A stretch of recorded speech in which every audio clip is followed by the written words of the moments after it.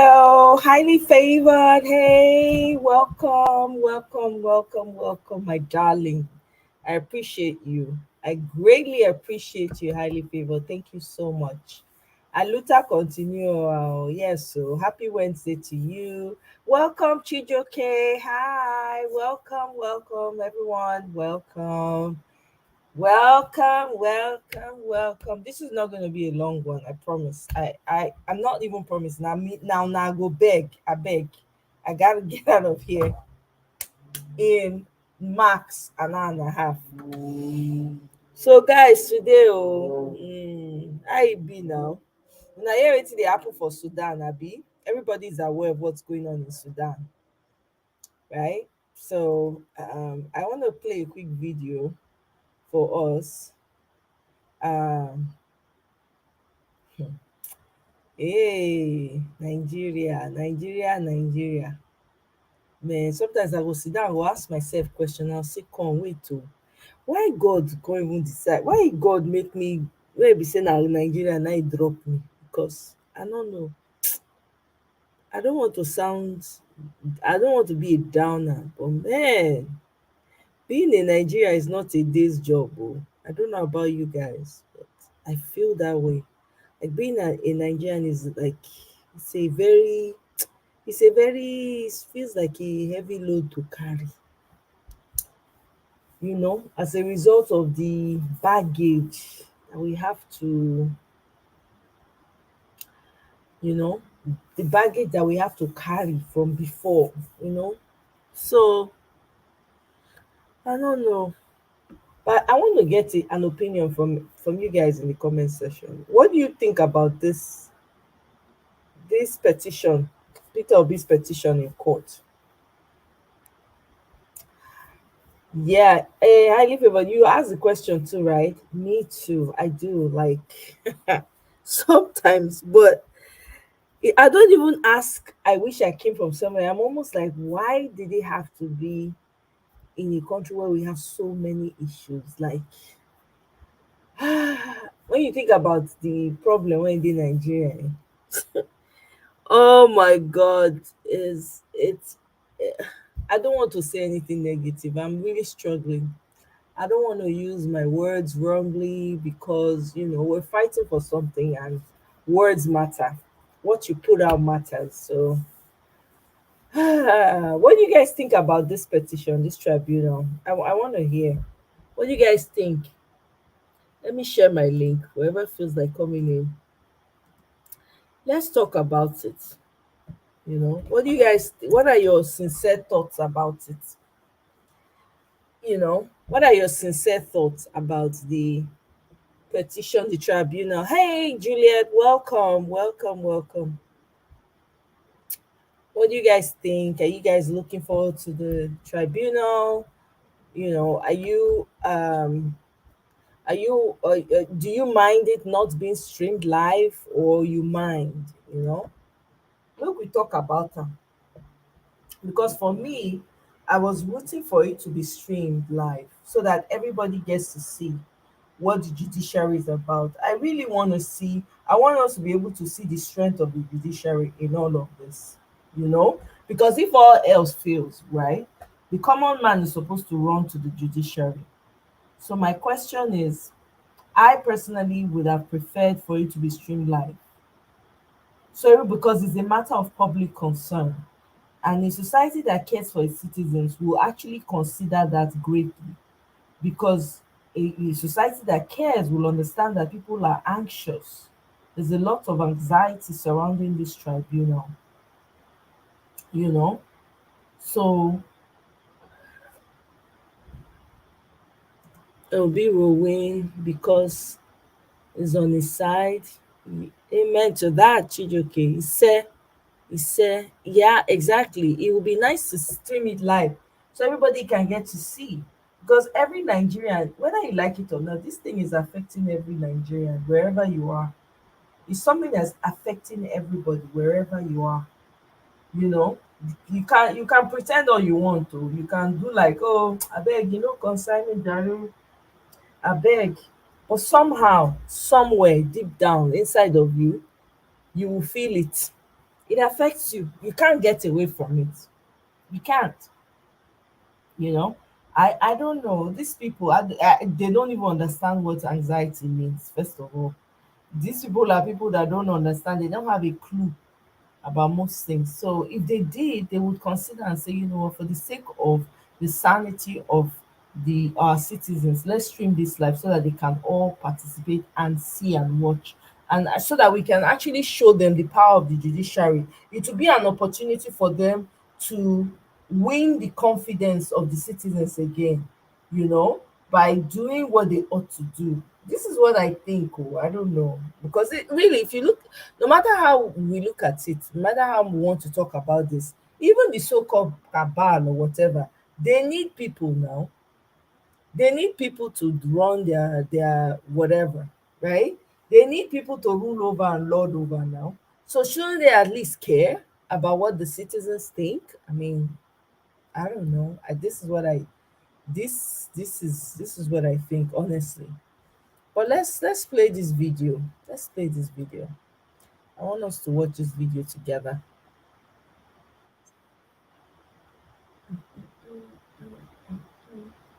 And let me know when you can see my screen, please.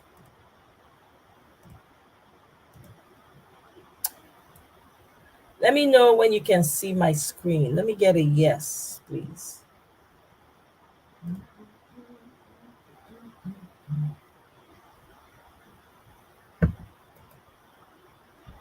Can you see my screen?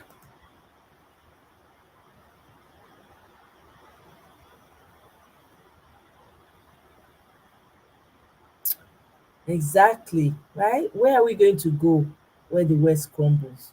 When the dollar, exactly. You know, it's crazy. Where? No, no. Tine, get as it be. But we continue to hope, right?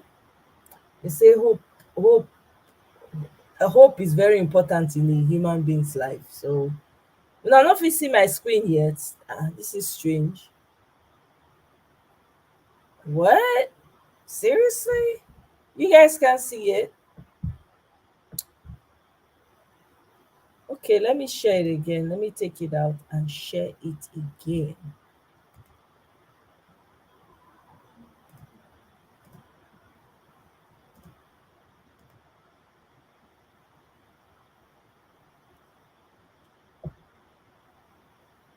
Let okay, let me know when you can. If you can now, make this thing behave. Oh.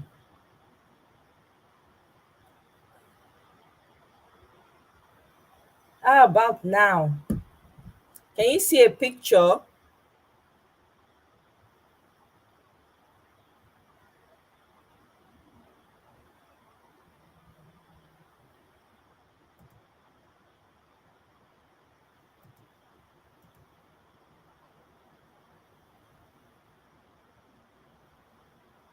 Welcome, Mr. Ferdinand. Welcome. Can you guys see the screen now? Okay, good. Government will today commence the evacuation of about 5,500 Nigerians, including students stranded in Khartoum and other cities in Sudan.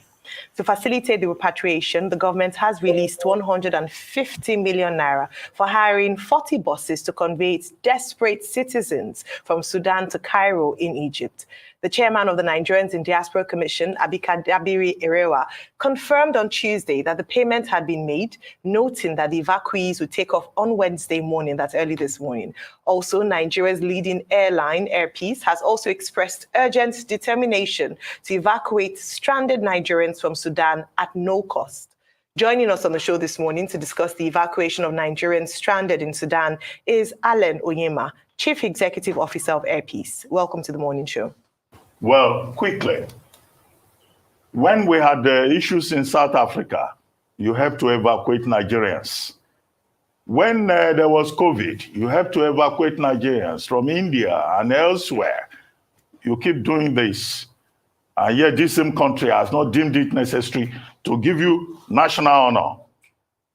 What motivates you? Now you're saying you want to help Nigeria evacuate people from Sudan. On this program last week, Professor Bolaji Akinyemi said oh, I look forward to Alan Oyema helping to evacuate Nigerians, but they have to pay him. What motivates you to keep giving? Well, to me, it's even a privilege. To be allowed to contribute my quota to my country. In fact, I'm a good adherent of what can you do for your nation and not what your country can do for you. So I thought that Nigeria is a country of about 378 ethnic nationalities. This is supposed to be our strength. The diversity we have today is an envy to all. It pains me that we have not been able to weave the country together in over 60 years of our independence. So it pains me. So whatever I have to do to encourage people to come together, to promote unity and at the same time encourage broad nationalism as against ethnic and religious nationalism, which we have in this country. That is why I do it. I do it because I love this country. I believe we could be better than what we are having now. 378 ethnic nationalities. This is a source of strength. Meanwhile, we are not harnessing that. Instead, this blessing God has given us has become an albatross of a kind, and it pains me. So at all times, I like using my God's given blessings to see how I could help my country. It's not about evacuation alone. I lay down my life in the Niger Delta for this country. To me, to date, that is my greatest service to this nation, because Boko Haram would have been a child's play. But I laid down my life and got Niger Delta sorted. And today everybody's enjoying. People have forgotten all that. So a lot of people are talking about my intervention during evacuation, during the COVID time, Thailand, India, Malaysia, Indonesia, because Nigerians were destroying our embassies over there. And I felt that was a great disservice to the image of this country. And I sent in my jets to go and bring them back home during COVID. I feel personally honored to be allowed to do that. So it's not a publicity stunt, because I've been doing it right from secondary school through the university, trying to do things. My own activism is centered on trying to bring Nigeria together, because I believe it's something that we should all be proud of. However, it pains me that my gesture has turned and has started causing some kind of problems everywhere in the social media. People are trying to bring ethnic angle into it. For those who are supporting me, the Igbos who are rooting for me that an Igbo man is going to do this, do that, please stop. And for other people from other tribes in Nigeria other than Igbo who have something or the other, or one or two things to say about it, stop. It's a Nigerian thing. It's not Igbo, it's not Yoruba, it's not Hausa. I don't want a good gesture to be turned into ethnic debacle. It pains me. Well, it that's makes me well said. uncomfortable to the extent that I might not do this again, because I want to promote unity, not to cause disunity with my gestures. Absolutely. And I do hope that these talks would not discourage you from doing good work in Nigeria. We need more Nigerians like you to do more, in terms of social responsibility, helping out where needed. But I'd like to ask you, I want to assume that you're working at least with some form of support or collaboration with the Foreign Affairs Office of Nigeria. What kind of government support have you had since you made the offer to help evacuate Nigerians from Sudan? And when is the time frame? And finally, in terms of that question, for Nigerians who might be watching from Sudan, how do they access? You already have the numbers set in, or how do they access this service you're giving for free?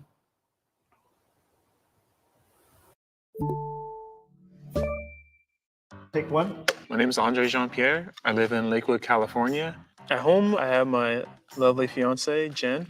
Jen and I, we go so many places. We love to travel. We love to. Okay, I've been on the phone with the government officials. I've spoken with the Foreign Affairs Minister 2 days ago, and I've spoken with the Nigeria's ambassador to Egypt, who is the one covering Sudan too. I've spoken with them, and this morning I was on phone to the DG of NEMA, the National Emergency Authority or something. I've spoken with him, and we are planning to deploy on Friday.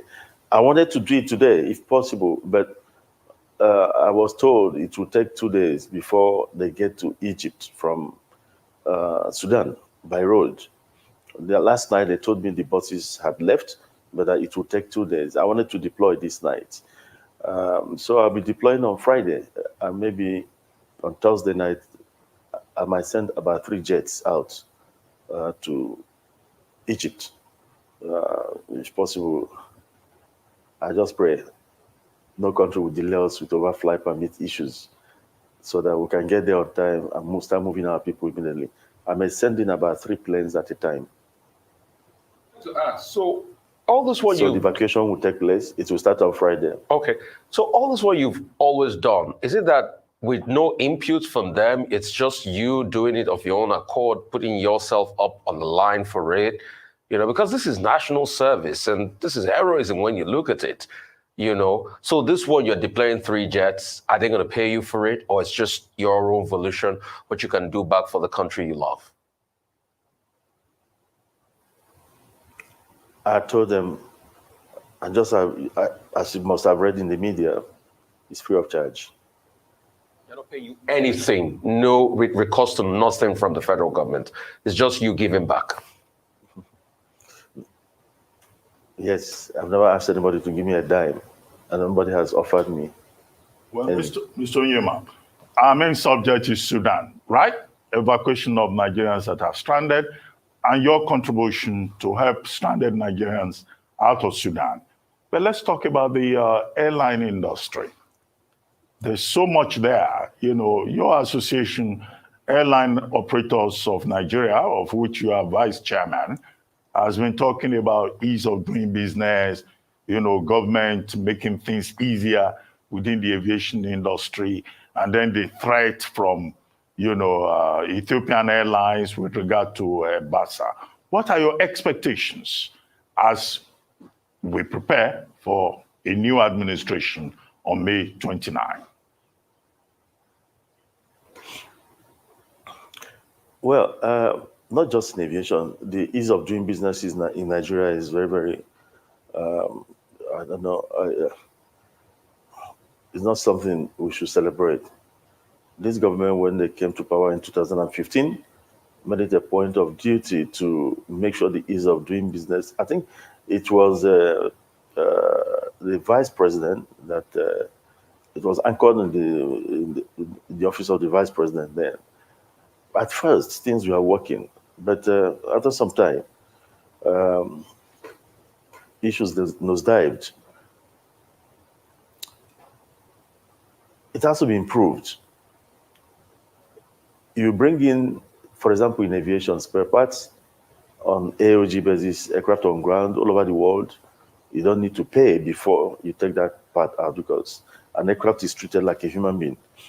So an aircraft on ground is like dying, so you need to resuscitate it immediately. All over the world, you bring in these parts, you take them out immediately, and make sure the aircraft is flying. Over sometimes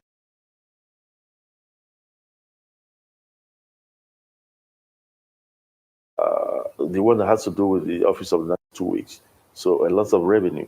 Sometimes there's this one they call the one that has to do with the Office of the National Security Advisor. It has to do with some dangerous parts on the airplane. Like some parts of the plane could be termed explosive. So you need end user certificate. I remember one of my airplanes being on ground for 2 months before we were able to get that, to bring in the parts. So things like that shouldn't happen. There are so many. What about the airport infrastructure? They need improvement. This regime has tried, they opened some airports and other, but there's still more for the incoming government to do. And that is it. I don't want to dwell on the other challenges like too many charges being airlines go through to sustain their operations. Too many charges. It's not a profitable business, but it takes your passion. And some of us are in it because I just want to give service. I want to create jobs for people. I'm not really interested in what comes. I take from other businesses to fund airpiece. My happiness is when I see this over 5,000 faces, having a means of livelihood from the platform one has created. That's what makes us happy. And I speak for other airlines too. The owners of the other airlines are not making anything, but it takes their passion. In AON, you find the most patriotic Nigerians because what they are giving out, they're just spreading their God-given wealth for everybody to use. So we deserve some understanding here. You're a businessman, and I know that you're not in business, despite being very altruistic. You're not in business to just help. You also want to make some money. So I'm hoping that, as you suggested, the federal government will partner with business owners like yourself to create an enabling business environment. But finally, before we go, I wanted to go back to the question I asked in terms of how can people access, in terms of Sudan for Nigerians there. Is there a special, do you already have the people whom you're evacuating, or is there a way they can contact your office for those who would wait for your jets to come in on Thursday, Friday? The Nigerian embassy in Cairo is working with the evacuees. They've sent buses down.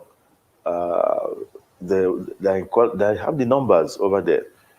Remember, they're outside the country. They're not in Nigeria. So AP's job is they just tell me the airport and I'm sending the jets there. But the Nigerian embassy in Cairo is in close contact with all the evacuees. They know where to assemble. They know they've already gotten into the buses, and I think they're on their way now to. As I said yesterday night, they were on their way to the border, Egyptian border.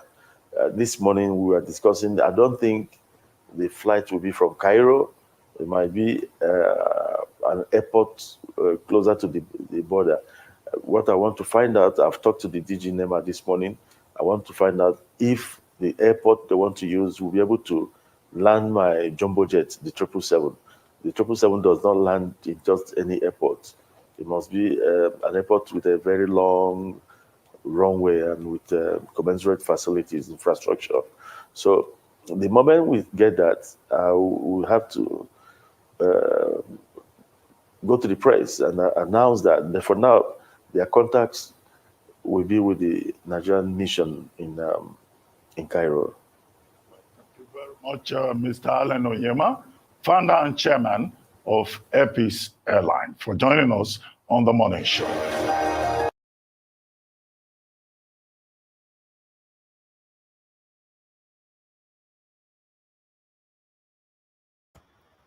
My people, welcome, Christopher.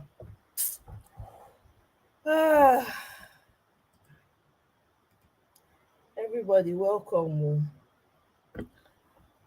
This man has a heart of gold. I mean, his interview just tells you that the man is not, he just wants to help people. That's the typical heart of a Nigerian, to be honest. But these crazy leaders that we have, they've turned people into something that they're not. Nigeria matter. Anyway, let's move forward though. I wanted to play another video for you guys before we talk. I no go take for here, my people, una no vex today. I no just get the strength at all, but I wanted to touch on this thing right here. Why did they let all those people in? Why did the cops just kind of open the doors, lift up the ropes? Have those cops been charged? What was that anyway? That's on tape. It happened.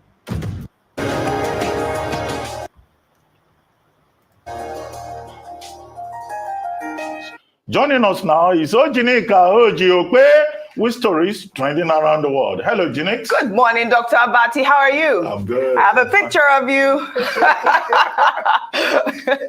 Don't worry. It's not for public consumption. Good morning. How are you?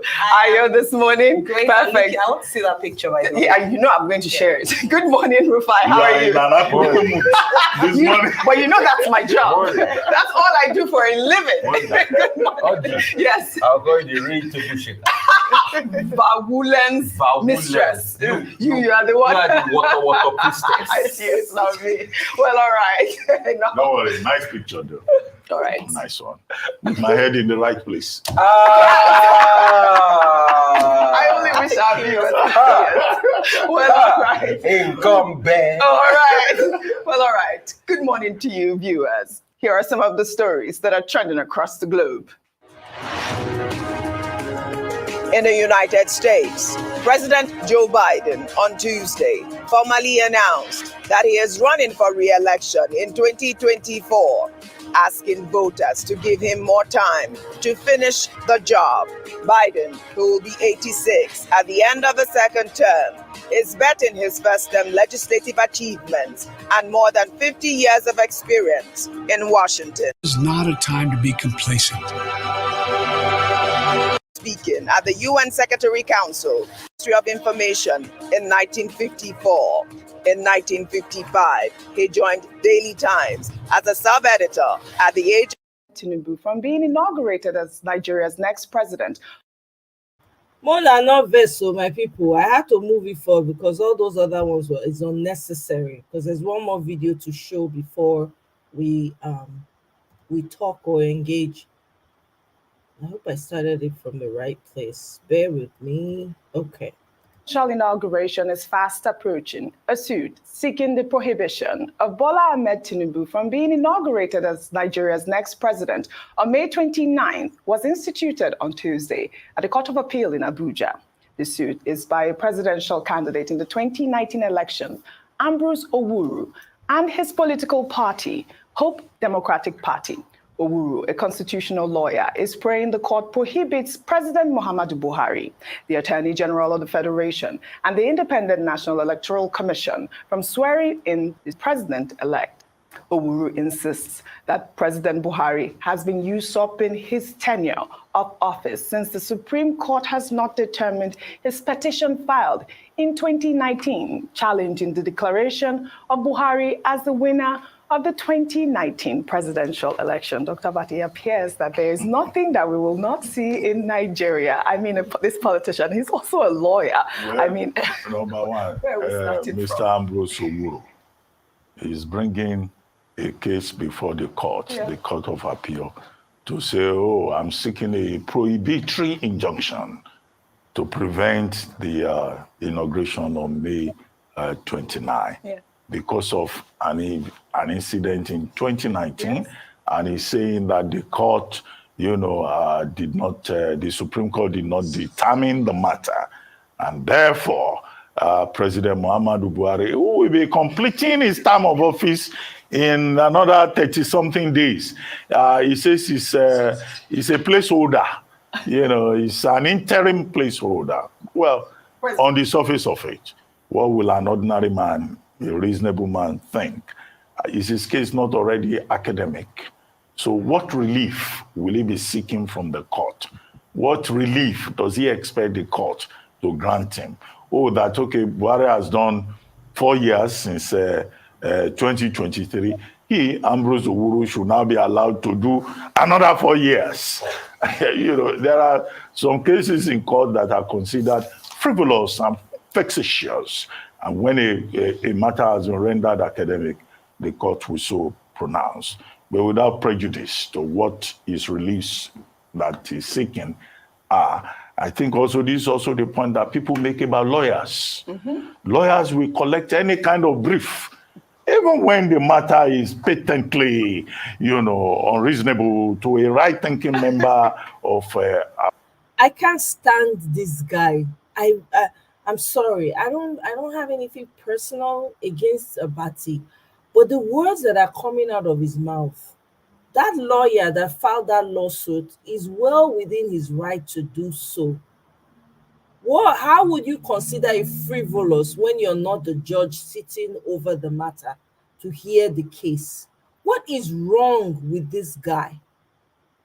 Is he a journalist, or he's a clearly he's partisan? If he's an Agbado boy, maybe they should give him an appointment so we will know he's an Agbado boy, because his submissions are very vexatious. Let me use his words.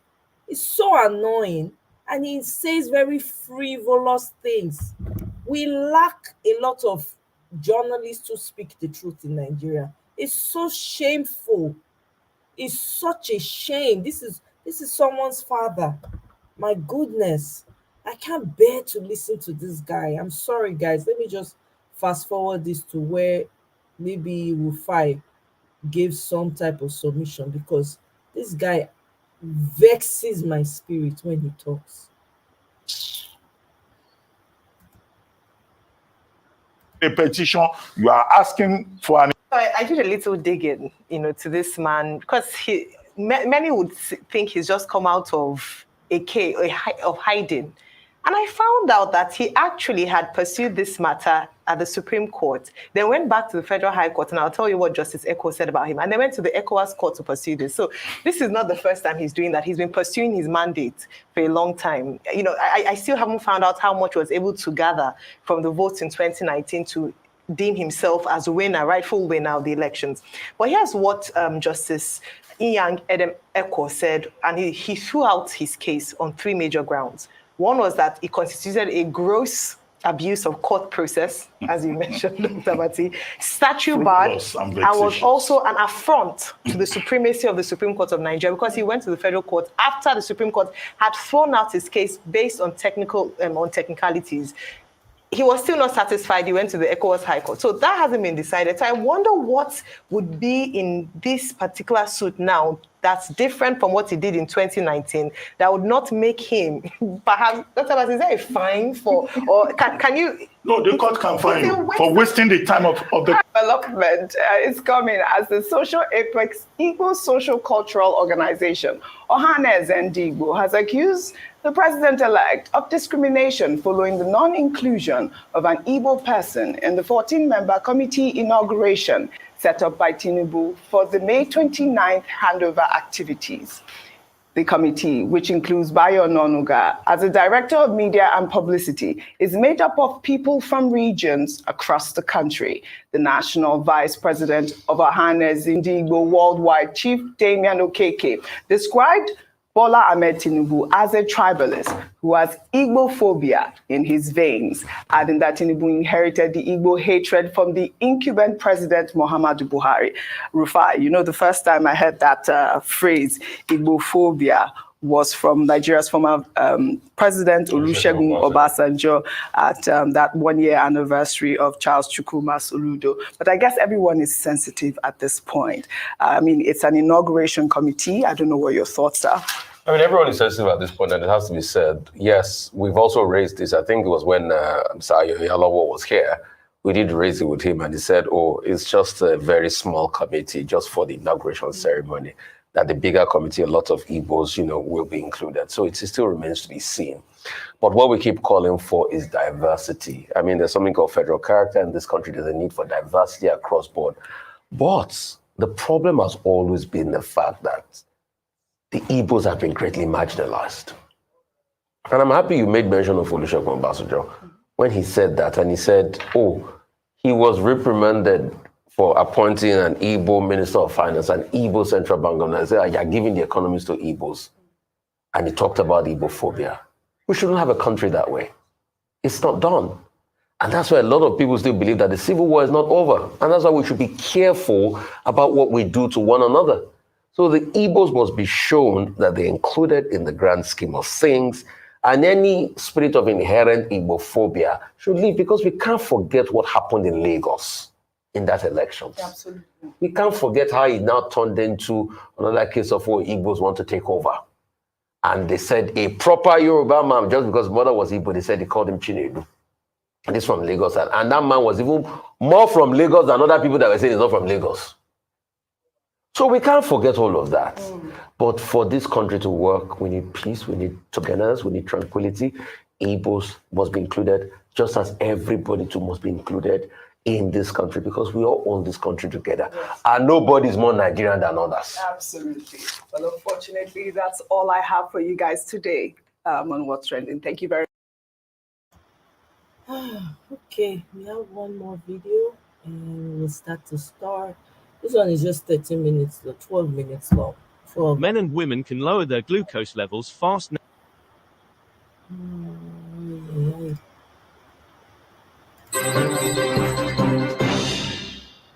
And now to a development that may affect the proceedings at the Presidential Election Tribunal.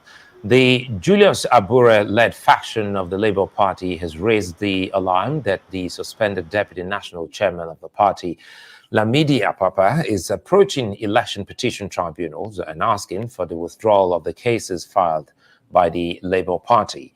In a statement, the acting National Publicity Secretary of the Labour Party says its legal team got a hint that Apapa and his men have advanced their plot by approaching all the tribunals where numerous candidates lodged their election petitions arising from the general election. Lamidi Apapa and other suspended members are accused of a larger plot to frustrate the Labour Party's anticipated victory on the tribunals.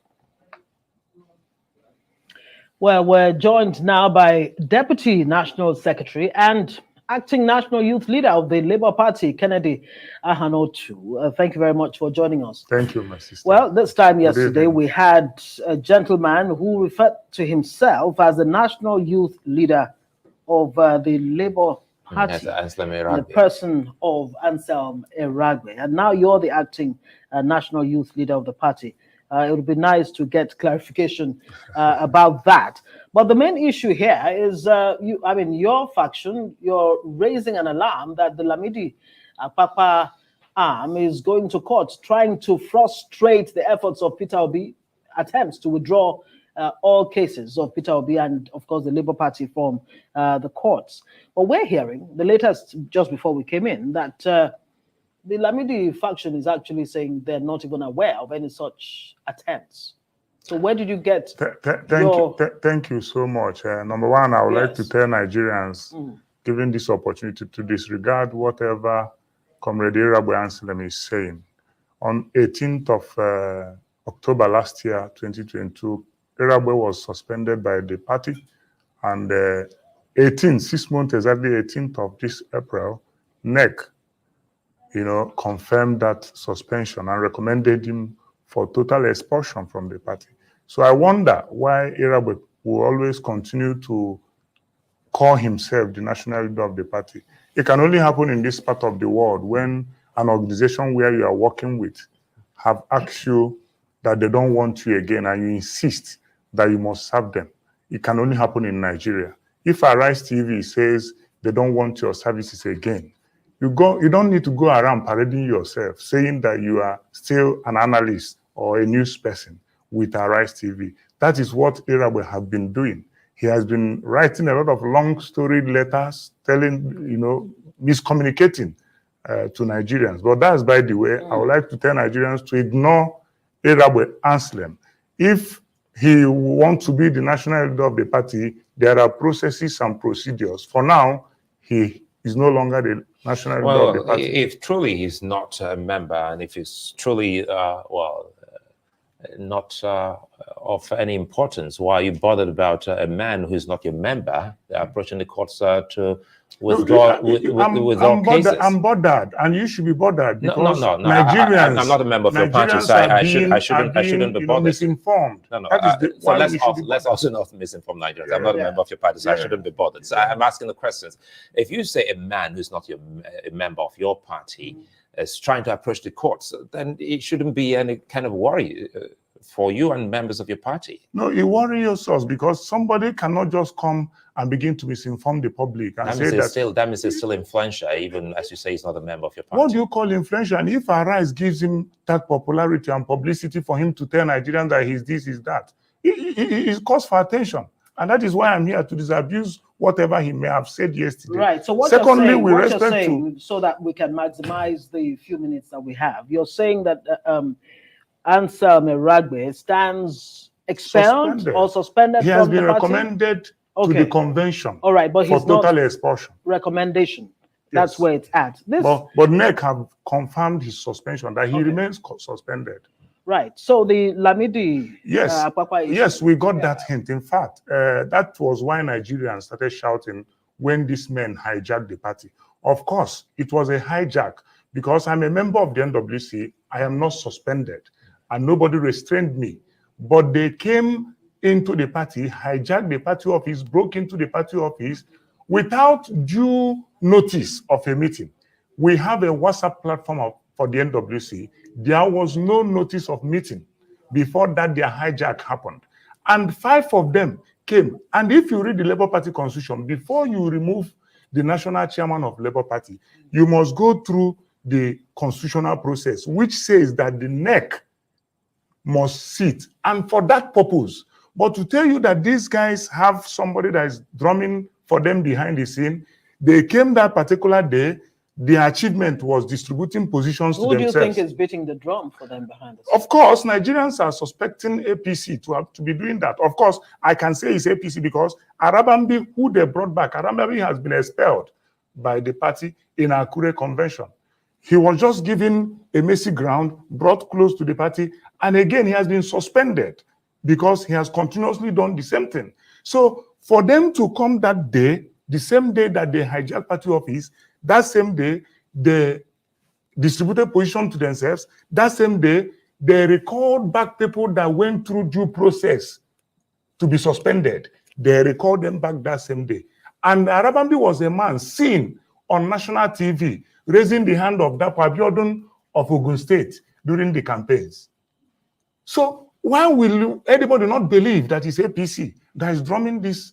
What could be the motive on the part of the APC? The motive is that Labour Party, as you all know, as Nigerians can believe, have done well in 2023 general election. The aftermath of 25th February election went beyond their expectation. Of course, it went beyond 4 persons tweeting in a room, as they called us. So the achievement is what they are trying to fight and blow behind the scenes. I like to come back to how it started because it's quite important that we get a sense of who the real members of the Labour Party are.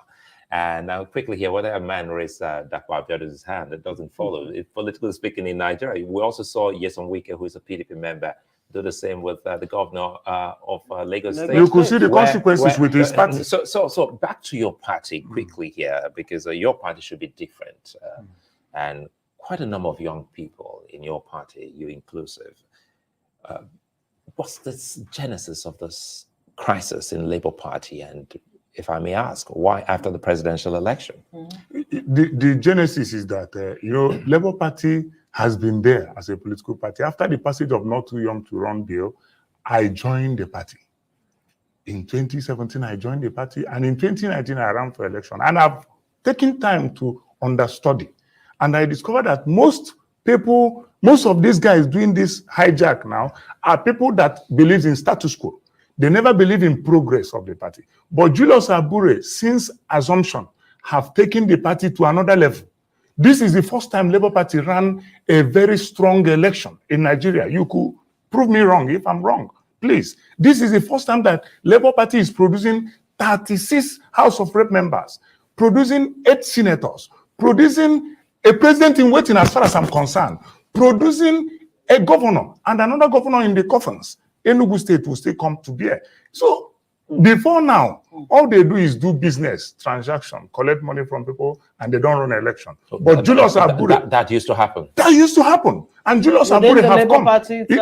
Not now. Before now. That is what they do before the emergence of Julius Abure. Right. And these guys have now seen that new breath of fresh air have come to Labour Party, and they still want to bring Labour Party to those floor level where they will remain to be a transactional political party. But we, the younger generation that have joined the party, have said no to that. And that is why you are seeing total departure from some of those things they do. And that is why some of them are now, if a man believes in the philosophy of the party, why will the person say that somebody else different took the party to court?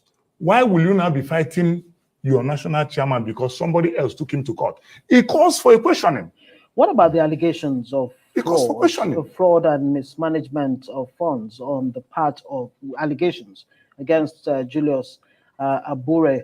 Of course, is that even being looked at all to discover the veracity? Otherwise, my dear sister, as of today, I'm talking to you, there is no court of competent jurisdiction that have indicted Julius Abure. What actually happened is that during our campaign, at the heat of the campaign, you know, the Labour Party was the only political party that visited virtually all the senatorial zones in Nigeria. We took our campaigns to senatorial zones, not just states. So Julius Abure was so busy. I was also in that campaign train.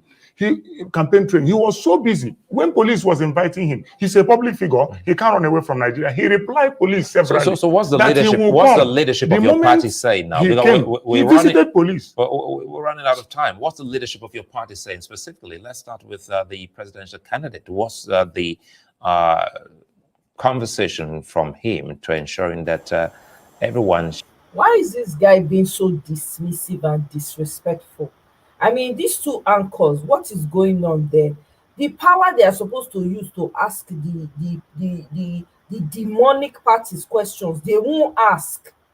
This is the problem. The people too are also the problem. I don't understand. What's the point of being a journalist and being on TV if you cannot speak? I understand you're afraid, but if you know your heart no carry am, why are you there? It's so clear. You people are just parading this young man, for Christ's sake. The sword and pursue a united cause, especially at the tribunal. One thing you don't have to do is when you discover a Judas among you, find a way to push him aside. Because definitely it's going to be a clog in the wheel of your progress. If you see what we did in Asaba, it was all-inclusive net meeting. You saw all the state chairmen were there and state secretaries. All the elected members of the party were there. PO was there. Senators, elected senators were there. And you saw that the party is one. So what these guys are trying to do is to satisfy the payment they were made. Who made the payment? All right, but very quickly, two key points before we let you go. Ansam Eragbe, who claims to be national youth leader of your party, says he actually holds the key to Peter Obi's victory at the court, at the presidential tribunal. The man that had pin code to Peter Obi's success ran for Senate. He didn't win his polling unit. I mean, if I have a solution for somebody, okay, as a pharmacist, if you want to test a drug, you apply it somewhere. Where has he applied that his pin code? He didn't apply it in his own election. He ran for Senate. He didn't win his polling unit. Even his ward chairman, I know him. He doesn't know him. He didn't see Erabe. Erabe didn't campaign in his ward. And this is a man that had pin code for a presidential success. Right. How can you believe that? Very quickly, the outcome of the Imo Labour Party convention. What can you tell us? As far as we know, Labour Party had one primary in Imo that produced Senator Atan Achono. That is what I can say for now. The other speculations that I had that there were primaries in Imo State, two were done by this same faction. One Kali and the Erabe Anselm conducted one. Arab and B Publicity conducted another one, which means that even between them, the factional guys you have mentioned, even between them, they are broken already because something is driving them, which is money. Kennedy Ahanotu is Deputy National Secretary and Acting National Youth Leader of the Labour Party.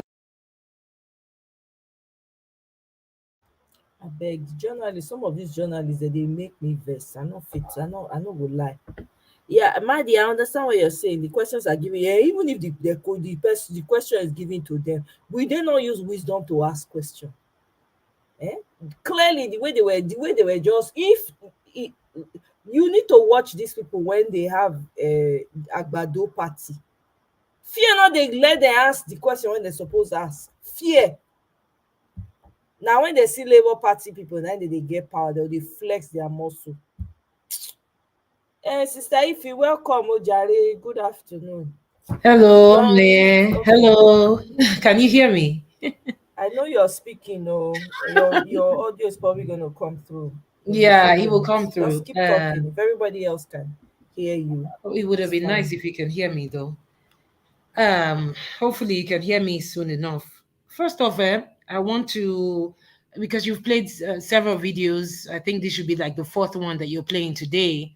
And I was taking notes on the things that I wanted to shed some light on when you give me the chance to speak.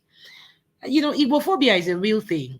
And when people hear people say Igbophobia, they think people are just talking or they're just trying to sensationalize things, right? It is real. I was born in Lagos. I was raised in Lagos. I went to Unilag. I served. My NYSC was in Lagos.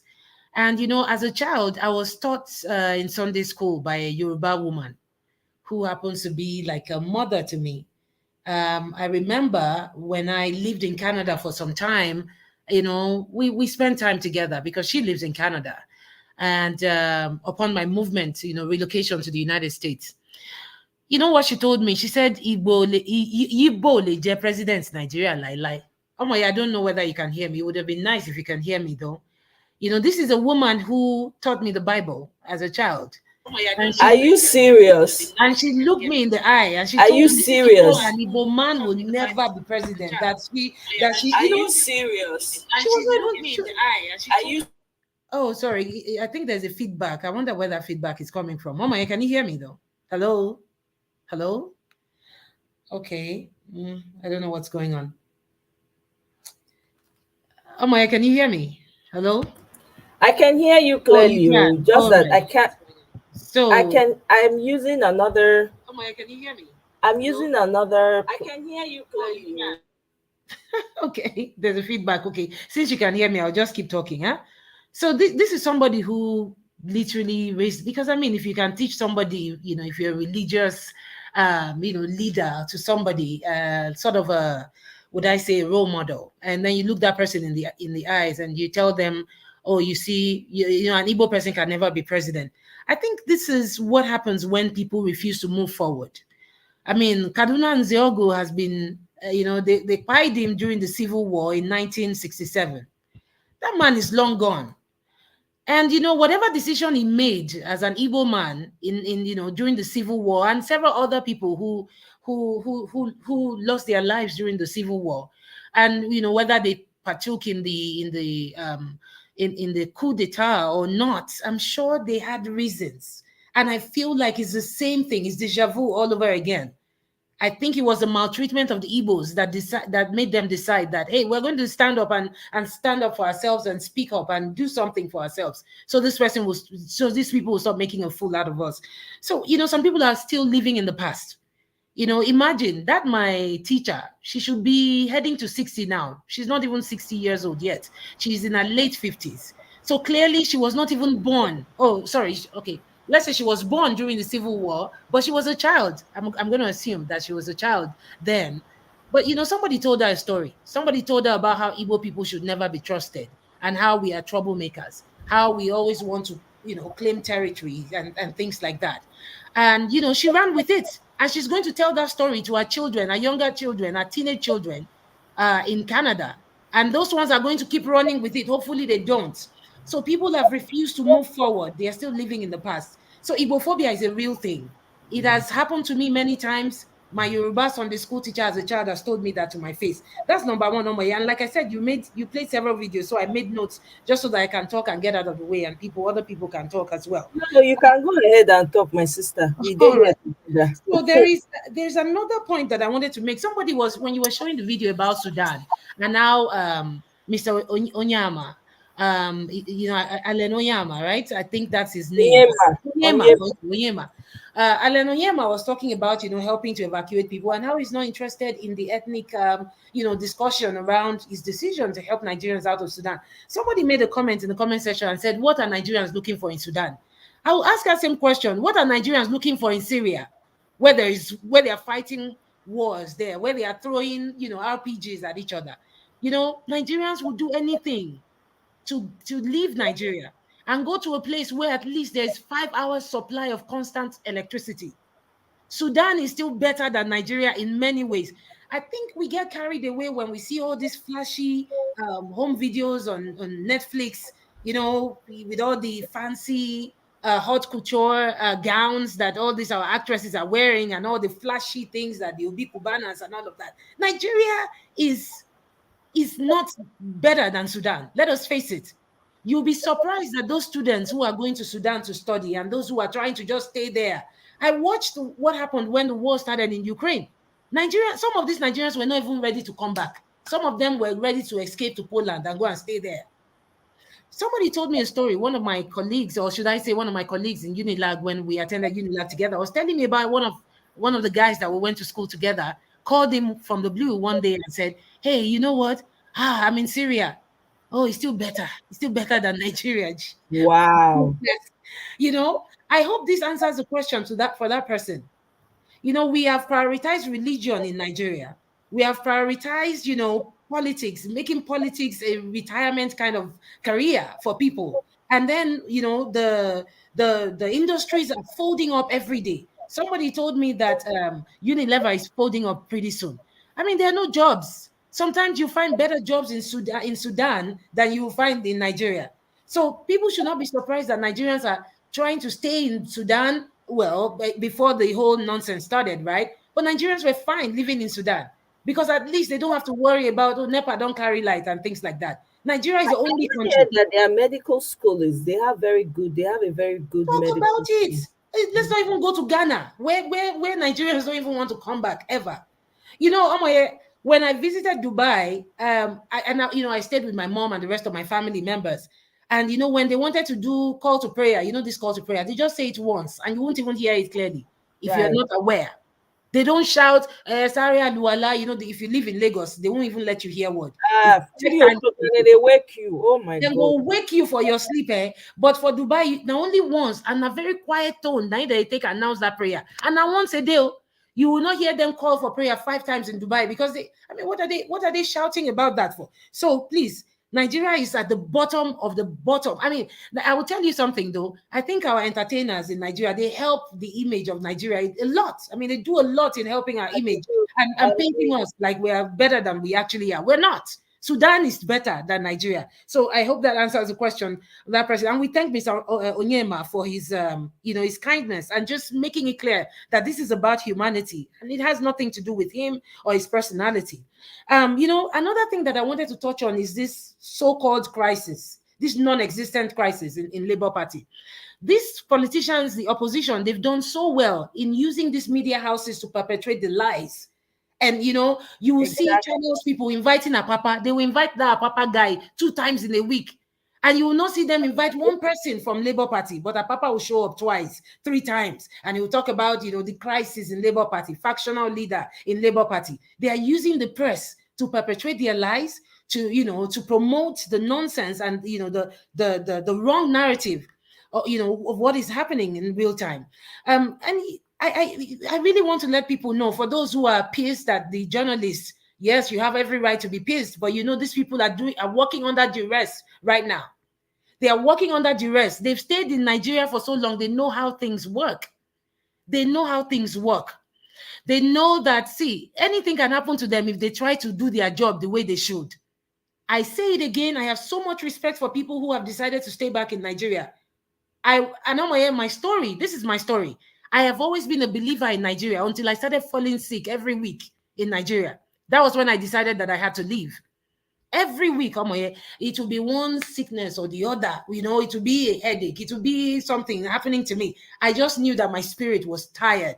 Yeah. But I still have so much respect for those who are staying back, whether it's because they don't have the opportunity to, or they have the opportunity to and they just want to stay back. So much respect for them.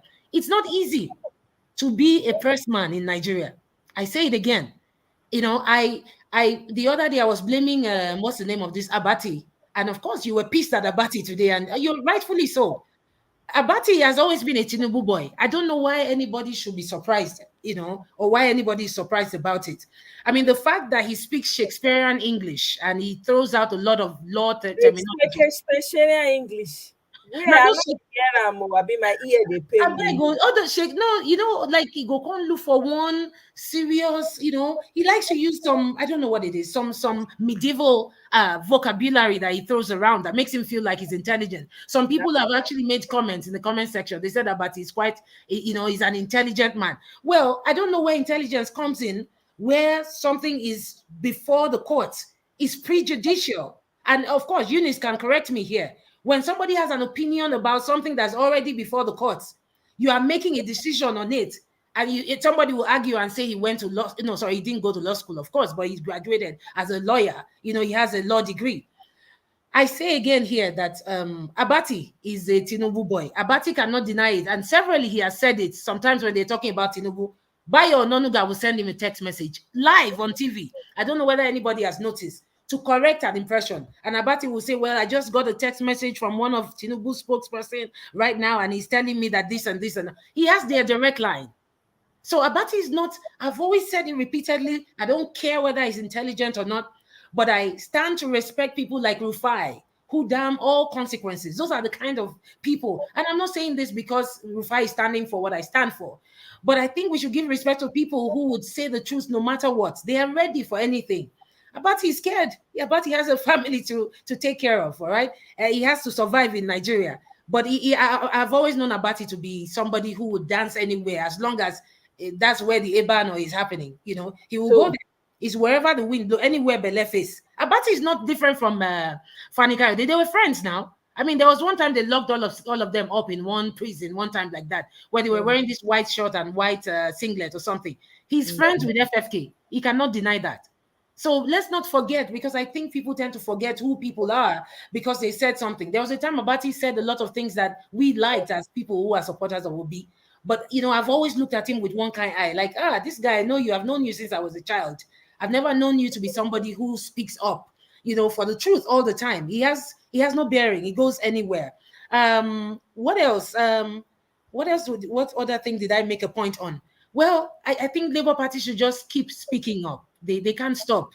Because clearly, I think it's News Central that I watched sometime this afternoon, where they invited somebody from Labour Party to talk about what really is happening in Labour Party. And you'll notice is these small TV channels that are doing their jobs in Nigeria. And I feel sorry for them, because I'm like, what if Tinubu sends his boys to come and finish them up?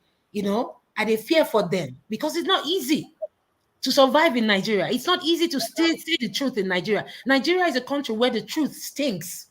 It stinks to the highest sky. So nobody wants to hear the truth. Everybody, somebody says that Abati is definitely intelligent and book smart, albeit biased. Of course he's biased, and bias does not, qualify his personality enough. I don't think bias described, but if we can find a word that is worse than bias, this guy has no soul, as far as I'm concerned. Oh my, I think that's basically all that I need to that I made a point on. But Igbo phobia is real. My teacher looked at me in the eye, and as a grown woman, I'm a grown woman, and she told me to my face, an Igbo man can never be the president of Nigeria. That is a Christian, right? That is somebody who professes the Bible. I mean, at least we lost like more than about 20 years, and she still looked at me and told me, as an Igbo woman that I am, she told me to my face. She said, you guys will never be, none of you people's generation will ever be president in Nigeria. I mean, what happened after that is, it's, I just stopped, I disconnected from her. You cannot abuse and insult my race. You cannot, insult me as a person, as an entity, as an evil woman that I am, and expect me to still be calling you mommy. That's not possible anymore. I think that's all I got to say. Thanks. My sister Ify, in fact, you can talk for this one.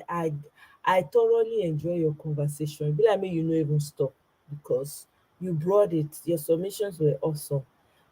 My thing is this, right? And I've been thinking about it during the day. And I've had the judiciary on my mind the entire day, to be honest. And I'm thinking, don't these people, so clearly, on one hand, I'm like, clearly these people don't care. They don't have an iota of care for the citizens. And if the judiciary cared enough, right, and for the benefit of doubt, I would say, okay, maybe the judiciary cares, right? But I think there should be emphasis on televising this tribunal, because people's anxieties are at an all-time high. especially amongst Nigerians. I don't know if these people understand what anxiety means. I don't know. I'm doubting that they do. To put everybody's mind at rest on the one hand, and to prove to the citizens that your judiciary works, I would see it as an opportunity for them to shine. I don't know. I mean, if they really, really want to do the right thing, this would be an opportunity to prove everybody wrong. Like, you know what? We've heard everything that you guys have been saying. We kind of hear what you guys or know what you guys think about us, but we're here to prove to you that we are for justice, at least, if nothing else. Because I don't understand why you would hold a tribunal in secret where people will not hear, only you and those that are quarreling with you. It doesn't make any sense. It is us versus the government right now. It is the Nigerian people versus the government. you know I know say wetin I dey talk now, e be like grammar, but na I just dey ponder on this matter throughout the day. Dis judiciary people, somebody within the bench there wey get pikin or grand pikin no fit tell am say, popsi, dad, or whatever they call, however way they call them, to say, hey, you know what, dad, to prove them wrong, why don't you just, it would be good to televise or something. It's mind-boggling that there's nobody that has a sort of leverage or hold on these so-called people in leadership positions in Nigeria. Nobody can call them to order. Do you know how frightening, how dangerous that is? People just feel like they can do whatever because they have paper money, just money. That's all they have. So everybody has a price. If you don't take 1 million, they'll double it because they have it at their beck and call. Is money all there is to life? Because I have seen people who have a lot of money and they are miserable. So for some, maybe because they didn't get the money the right way or whatever the story is behind it, there's something that's not clear with them. So my question, I guess, and forgive me that I'm rambling. I'm just No, you're not rambling on my I'm just saying to myself, like, can somebody just gather these elderly people inside one room and say, guys, let's do the right thing for once in our lifetime. At least since Nigeria came into existence 60 something years ago, let's do the right thing for once. At least you guys know we won't be here for a very long time. I mean, is that too much to ask? I don't know. Because this is literally our last card. Oh. The judiciary is the last card.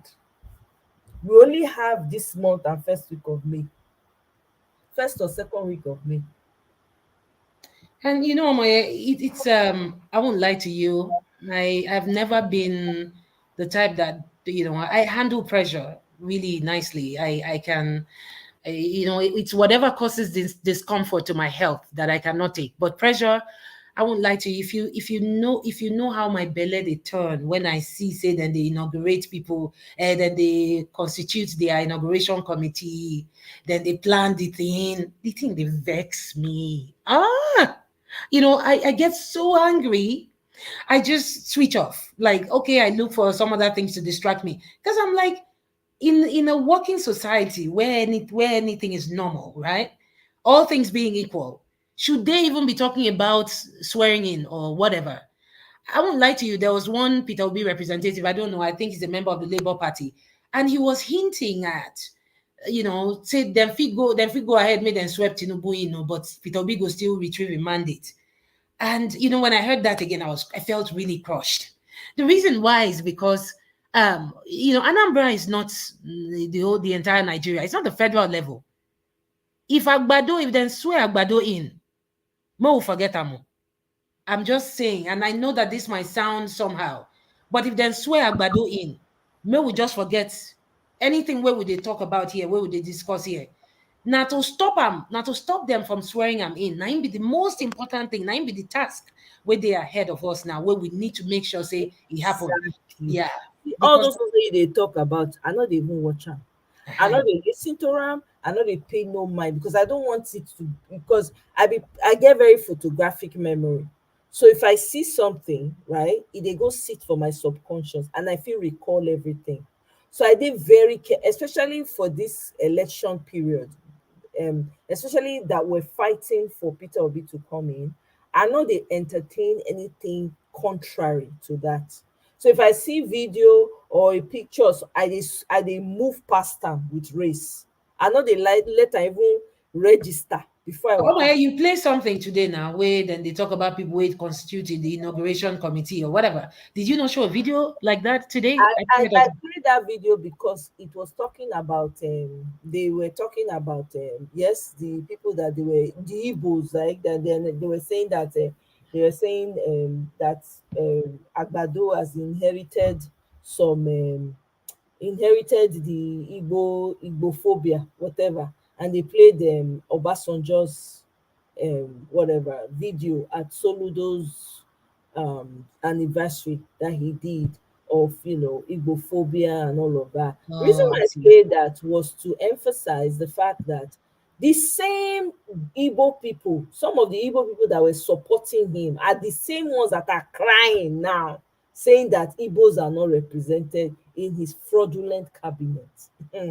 Oh my God. That's why I've played it. The likes of what's his name, Joe Igbokwe and the rest of them, Nnamani and the rest of, now then they cry me a river now. They say see choose or the other ones when I no dey remember all their names complete. When they complain, when they tell una this man, that man wey no go school finish, when be school dropout, wetin dey call am, no be gaba dey call am, when dey talk say make say na big mistake Agbado go make if e make Easterner Senate president. I'm like, you see, I hope say e don Oh, clear for dis pipo eye.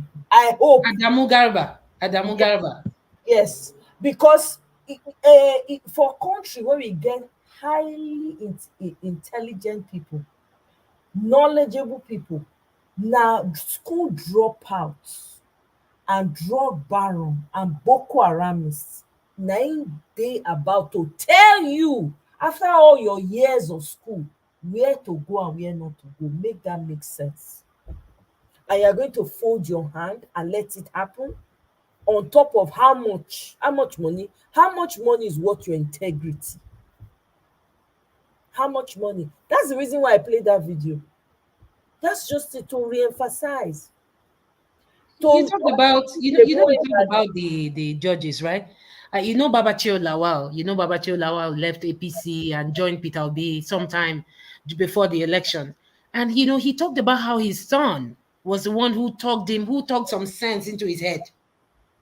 So these politicians have children, but what kind of children do they have? Is it Rufai's kind of child? That's that boy where they fight Aisha Yusufu on Twitter every day.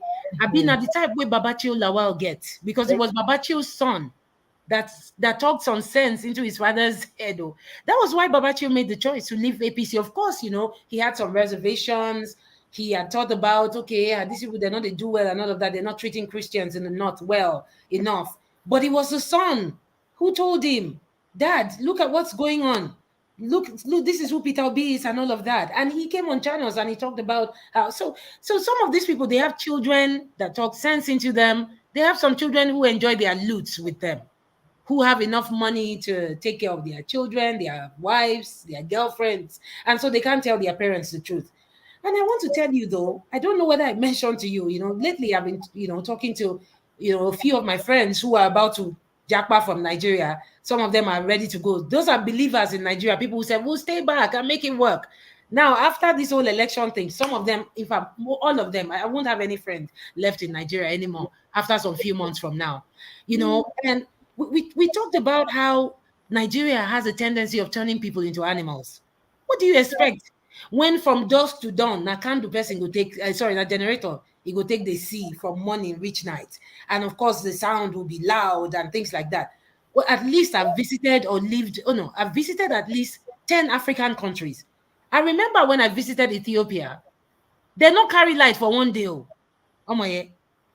They not carry light for one day. I know one girl who grew up in the rural part of Kenya. She said there's no such thing as, the whether they carry light or whatever. So you see, the people in Nigeria have gotten used to living, and I don't mean to be insulting with this. The animal, it's like they subjected to conditions that even animals cannot survive in. But somehow they've weathered the storm and they keep surviving. You see them wearing nice makeup, taking pictures, and you see sweat on their face. Which of this movie? Is it Blood Sisters on Netflix, where I was watching with my Kenyan friend, and she said, "Oh, they have nice makeup, but there's so much sweat on their faces." And then I had to explain to her that, see, I won't be surprised that this movie set is being run on generator. They are powering the entire movie set with generator. And it's not as if they are in the bush or in some rural part. I mean, most of those Blood Sister movies, they were shot in Victoria Island and Banana Island, but yet they have to run on generators.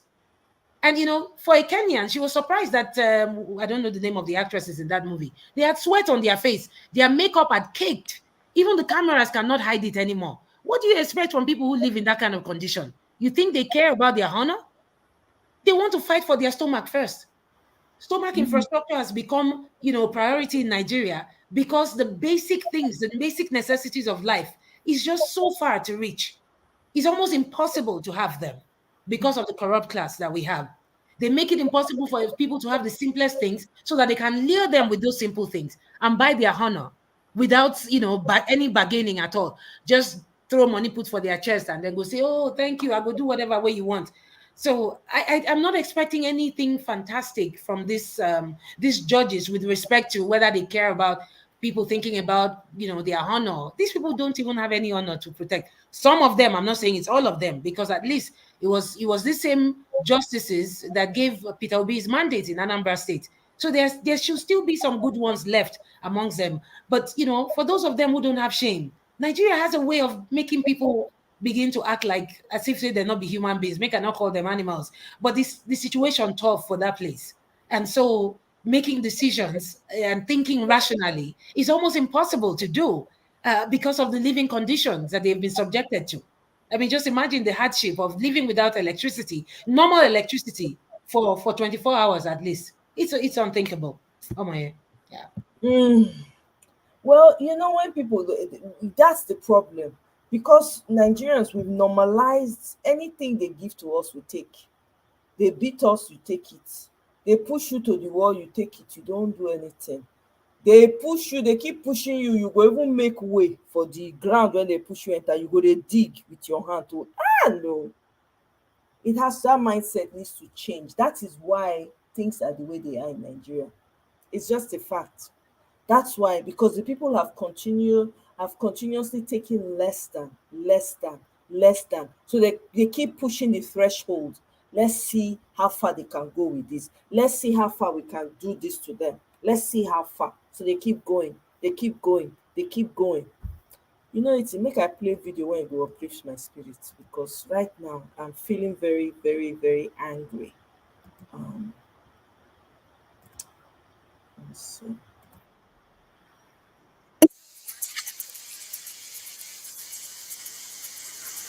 Bye, guys. Let me know when you can see my screen. Oh, Nelly, you're asking me a question, huh?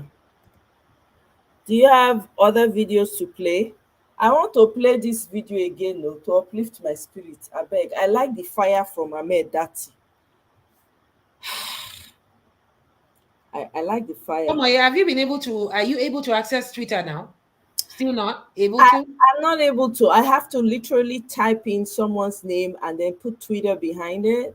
Yeah. That, because that's one way. Because I left Twitter too. I left Twitter some 4 days ago. Okay. What is it, 3 days ago or so that I left Twitter? I had to leave because I felt like I was getting too emotionally invested in the whole thing. But I could search from time to time, and that's what. Okay, good thing you could still search with Twitter. Yeah, I had to find a way to do that. So I just typical like people like I already know, like David. I'll just type Right. put Twitter behind it or type up Pearls. Pearls is somebody I used to watch and then listen. I mean, read her stuff. And then I think JP. There are people like that I've gotten that I've have their names or what's her name? Is it First Aisha Lady? Yusufu. Aisha Yusufu, First Ladyship. Nelly, do you have any suggestions for videos? I want to play this one by Ahmed Dati that came with the fire. I like this video. I want to take it to the part where he was giving Wutu Wutu while he was making his submission. Let me start from here. Oh, 1 second. Petitioning the outcome of that election. What are your expectations? And I'm asking this because your party came third. So in that sense, what are the hopes and aspirations of your party and your principal and yourself? What do you think will come out of that election? What are your prayers? It's good we always finish qualifying what we're saying. When you say we came third according to the results released by INEC. Yes. In reality, we came first with the data, with the collated results on IREV and with our agents and everything that we have. Have you collated that? We have. Yes. You've tabulated it? Yes. What are the figures telling you? We won the election. INEC declared 6 million plus for you. Yes, but we got the highest number of votes. By how many votes? It's in the region of 8 million, but when the lawyers are handling that, I don't want to give a figure right now. We came first, so just to correct you, whatever we say is good, we fully clear it. Yes, we've gone to court, and the lawyers are handling it. What is facing Nigeria now? Nigeria is officially in a state of constitutional crisis. We're not realizing that yet. What do you mean by that? Thank you. A certificate of return has been issued to a so-called president-elect unconstitutionally. There are therefore two meanings, two interpretations, and two understandings of the declaration made. One is that one by INEC. One is that one of the people. When I said of the people is whoever can read section 134 of the Constitution and take a position, then we are entitled to our own view of what crisis is facing Nigeria now. The certificate of return issued to Alhaji Tinubu is a dud certificate. It is one certificate that breaches the provisions of section 134. Therefore, the requirements to be declared as president-elect have not been met by Tinubu Shetima ticket. The declaration, therefore, as it stands now, as far as the people of Nigeria who choose to adopt the literal, clear, interpreted meaning of section 134 is concerned, there is really no president-elect. All right. So let's clarify. Yes. So section 134 suggests and puts to Nigeria. Does not suggest, provides. Yeah, provides what Nigerians should think about when they are electing a leader and the office of the president. And it talks about. No, Seun, you're wrong. You're wrong. It's not what they should say when they are electing a leader. Section 134 stipulates who to be declared an issued certificate of return. It is only that candidate that has scored the highest number of votes and at least 25% in each in at least two-thirds of the states of the federation and the federal capital territory. All right. Remember, so I thought you were going to say something different from what I was going to read. No. Each and now it is very clear. Tinubu does not have 25% in the FCT. We denied him. We got 61%. Atiku does not have 25% in the FCT. We denied both of them. By the clear, unambiguous provision of the Nigerian Constitution, which must not be breached, Tinubu has not satisfied the requirement to be declared president-elect. Accordingly, there is no president-elect for Nigeria now. I repeat, accordingly, there is no president-elect for Nigeria at the moment because the declared one violates the Constitution of the Federal Republic of Nigeria. And I know what I'm saying. The Constitution is there in your presence, it's available. Everybody is reading it as I speak. I'm not therefore behaving illegally or unconstitutionally. To the contrary, I am supporting constitutionality.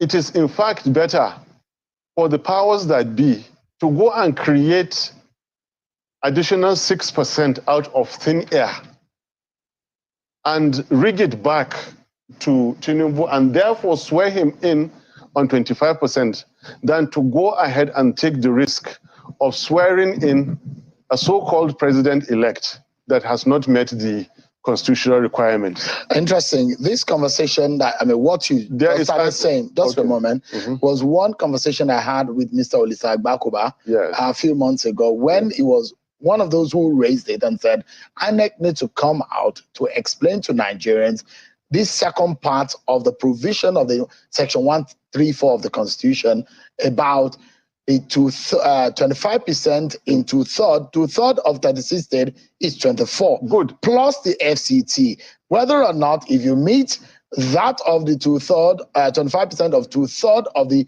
state, which is 24, but if you fail to meet the FCT, what happens?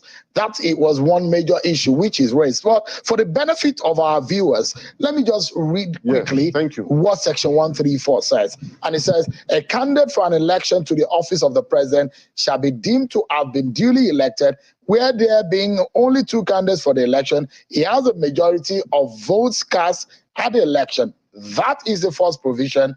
Then he has not less than 1/4 of the votes cast at the election in each of the least 2/3 of all the states in the Federation and the Federal Capital Territory, Abuja. That is a second provision. Can I comment? Go ahead, please. This document you read is not a puzzle. It is in English. O levels that you wrote and I wrote and the just and everybody that is a candidate wrote. It is law. The law is not a game for politicians to play.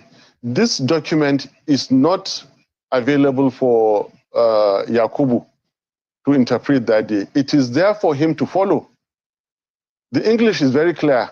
These are fundamental provisions of the Constitution. They come already interpreted.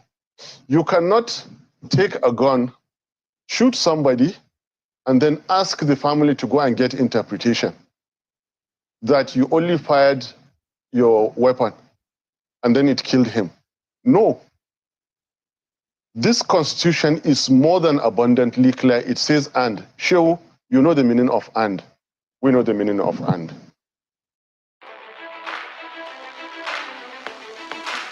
Hey guys, look, I just hit. There is no justice beyond what is simplicity. Simplicity is justice, simplicity is wisdom, simplicity is knowledge. All right. So that is an interpretation which you are giving. Listen. No, because there are other people who have universal. There is a universal. There are other people who have argued differently. Go ahead. And when Bola Tinubu was declared, he has his supporters. A lot of people were happy that he won the election. There were 38% of the votes cast were given to him. And those people are Nigerians By INEC. I told you to be qualifying what you said, please. By INEC. But that is what has been presented officially, except otherwise now you have otherwise qualified it. Go ahead. If it's otherwise disputed, because that is what is fact that we know now. You have qualified it. Go ahead. So that is your interpretation of this provision, because some other people argue differently. Those who have argued differently ended up helping our case. because they say that there's a certain ruling which says the FCT is a state. Good. FCT is a state. Where is the each of 25% for FCT? It is not there. That constitutional requirement has not been met. That certificate of return is null and void and cannot be sworn in as president. And let me tell you, the way they are going, disregarding the calls of the people, violating the constitution, let them even go ahead, even if they swear in Tinubu Shetima on 29th of May. They are swearing in an unconstitutional government. Nothing will change it. I am not a careless, reckless speaker. I am working with the constitution there, that document, right, you just read. I'm following it. And I dare to tell you that swearing in Tinubu and Shetima is as good as swearing in the Nigerian army on 29th of May. If you swear in people that have not satisfied the requirement, you have, by so doing, ended democracy. The crisis I'm telling you now is that this, our democracy, is going to end. By the way we are going, this democracy is going to end on the 29th of May, 2023. Please write it. Those are extreme, you know my those name. are extreme thoughts. I am very, very happy to say it. No, you know my name. You introduced me. Yeah. Listen, don't stop. No. I will, because those are extreme thoughts. You know why? Because there are allowable language to be used on television, especially as it relates to our nation and the unity of this country. Put your question and let me answer you. Put your question. I know what I'm saying. If there is an official... If you breach the constitution... But is it not left to the court to decide otherwise? This is already decided by the courts. But the authority in charge of election gave a declaration. If you are afraid for some things, don't ask for them. I am not afraid. I will, as a citizen of the country, by the ethics and the guidelines of my profession, live by it. What is lawful? And I hope that you're a lawful citizen of the country. And so whatever the stipulation of the law guides, that if you are aggrieved about something, you go to the court to seek redress, isn't it? This document is a product of the legal system. It has been signed into law by the President, Commander-in-Chief, Federal Republic of Nigeria. I believe in this document. That is why I'm so lawful. That is why I'm so confident. And that is why however extreme it is, Sheung, I am saying it on national TV. I don't like to take risks. I'm not taking any risks. Swearing in a ticket that has not met the constitutional requirements of the Constitution, okay, is ending democracy. Quote me on it. That's your interpretation. That is my interpretation, and that is indeed a correct interpretation. You cannot swear people who have not met the constitutional requirement. You can't do that. If you did it, you have done something unlawful, something unconstitutional. And I'm repeating it. Whoever does not meet the constitutional requirement must never be sworn in. You said my name. If you like, I can say it again. I'm Dr. Baba Ahmed. I'm not taking risks with my safety and with my life. But I'm repeating, swear in anybody who does not meet the constitutional requirements of our country. You are engaging in an unconstitutional act. Mr. President, do not hold that inauguration. CJ and your lordship, do not partake in unconstitutionality. I am taking these risks for the sake of my country. Yes, it is extreme, and I'm saying it. It was more extreme for Yakubu to issue that certificate. It was reckless. He is putting all our lives in danger. All of us. We're already at risk. So what is there again in me taking risks again? What have they not done against Nigeria? What have they not abused in Nigeria? Now they'll take the constitution where it is clear, it says, and get 24. After that, and FCT. They fail to get it. They are going to swear this man in, and I should be afraid? I will not be.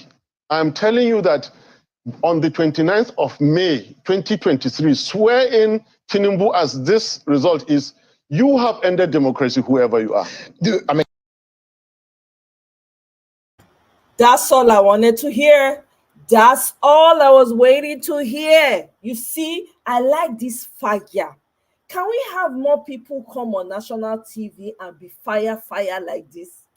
As this May 29 they come, body, I know people body need to dey hot. As in, people need to dey come out to come dey declare. Oh my goodness. Ahmed Dati, God go bless you, whether you like am or not.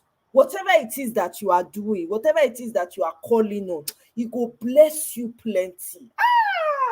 Omo, now this kind thing na we need to dey hear every day.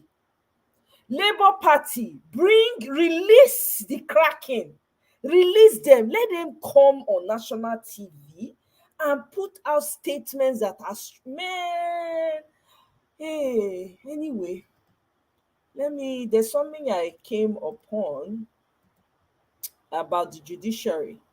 Since the judiciary we dey focus on, God go bless Ahmed Dati, Ahmed abeg, God go bless that man. My belle just dey sweet me as I don hear say e dey warn dem. E be like say I go dey play this video every day when I come live. Na this one I go take dey start, because I no sure say people understand the danger ahead. Hey. Anyway, can you see my screen, please? Please, can you see my screen? Oh my God. This video. We gotta keep playing this video every day. People don't understand. When we are saying show up on that day for these people, they cannot be allowed to smell the 29th. I don't know what you hold there. I don't know. But you see that 29th, that man cannot near it. Hey. Anyway, please, can you see my screen? Thank you. Mr. Kell, okay, he said, I'm hopeful, I'm optimistic. He said, they can't come after that thing now. They are afraid of him. It's selective anger they use. Do you ever see that they directed any statement to him? They fear. They don't fit talk anyhow to the man. Now Peter Obi na name that they sabi call every time. Pius, you are in tears. My brother, this is the video I'll be playing. Anytime I come on live, this is what I will start with. Because I think people don't understand what is about to play out. People don't.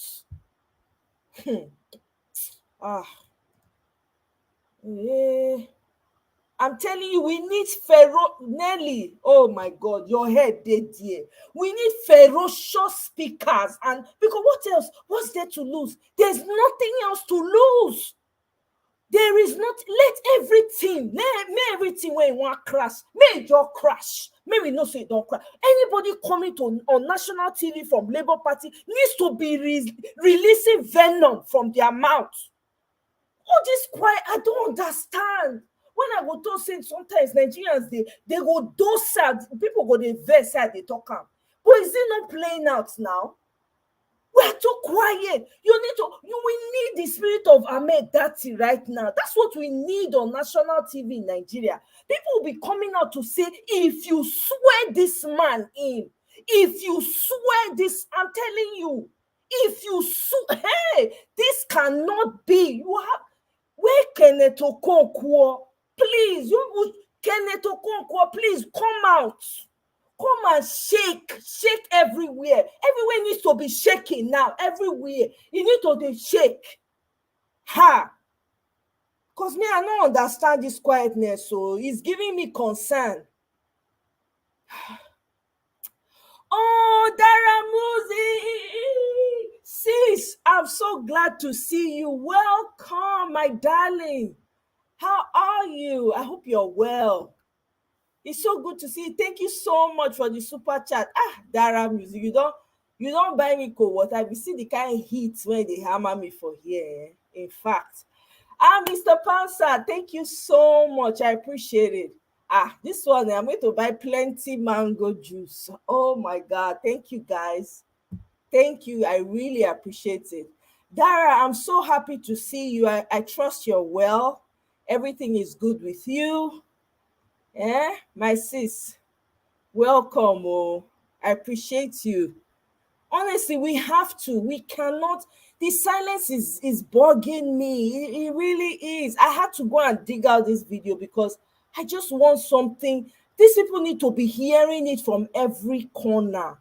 It's too quiet. Where is Kenneth Okonkwo? Let him come on. Even if they don't give him, maybe now maybe the national networks in Nigeria, they are afraid or whatever. They can go to the not so famous ones. Let their voices be reverberating everywhere. All the concerned Nigerians in any type of position of authority that you find yourself in Nigeria, this is the time to use your voice. Come out and be shattering everywhere. Be shaking every ground where you go. Be reminding people that it seems like people maybe something is wrong with their ear or their eyes. They are not seeing what's going on. There is nothing in the country anymore. We don't have a country. If you just came just now, Sudan is better than us. With all due respect to my Sudanese brothers and sisters, but yeah, it is the worst place name it in the world. It's better than Nigeria right now. What do we have to lose? We have nothing else to lose. We have nothing else to lose. Every day they are kidnapping. Every day. Where was it? I read in an article yesterday now. They've been capturing 10 to 12-year-old little girls. Those girls now are pregnant and are giving birth. My people, I don't know. Labour Party, you people are too quiet, oh. You people are too quiet for my liking, oh. We need ferocious speakers, so if you don't have, go and hire you some, oh. We need fire. People that will come with fire. Go. We don't have anything to lose. All die and I die. There's nothing to lose. We have a country to save, for crying out loud. It's too quiet for my liking, for goodness sake.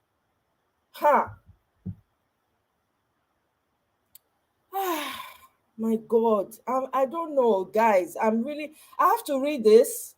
The courts are becoming infamous by James Ogebe, Justice of the Supreme Court. I think he's retired. He used to be a justice of the Supreme Court. He's retired. He says the courts are becoming infamous. It's a pretty long, it's long. I'm going to try to read through because I think it's important for us to read through what his concerns are. In recent times, a lot of controversial judgments have emanated from the hallowed chambers of the courts, and the bashing of the judiciary has been unrelenting. I joined, bash them. This one, I raise my hand up because yes, they need to be bashed. It gets even more interesting when a retired justice of the Supreme Court joins in condemning some of the activities of his compatriots. Well, Honorable Justice James Ogebe bared his mind at the US-based ATSJC's Courts and Society webinar series alongside other notable speakers on the topic the court's role in Nigeria's electoral process recently. That's good to know. This is good to know. Okay, they had a webinar series. All right, okay. Ogebe, retired, was a keynote speaker while discussants were Honorable Justice Adam Onum, a retired chief judge of Benue State and a former election tribunal chairman, Malam Yusuf Ali San, election expert Nella Andem Ewa Rabana San, a former attorney general, former gubernatorial candidate in Cross River State, and Mr. Kunle Lawal, executive director of Electoral College Nigeria. Dr. Ari Nikitobi, founder, CEO of the ATSJC, was the moderator. During the question and answer interaction session, Justice Ogebe, who was asked how he determined the historic impeachment case of the Oyo State Governor, Ladoja, said, "My advice to justices is that they should be interpreting the Constitution and the law as it is, without looking at anybody's eyes or face to do justice and pure justice. In the case of Ladoja, some members of the state assembly in Oyo State had disagreement, and so some of them left the House of Assembly and went to a hotel room. They didn't have the numbers to impeach and said they had impeached the governor.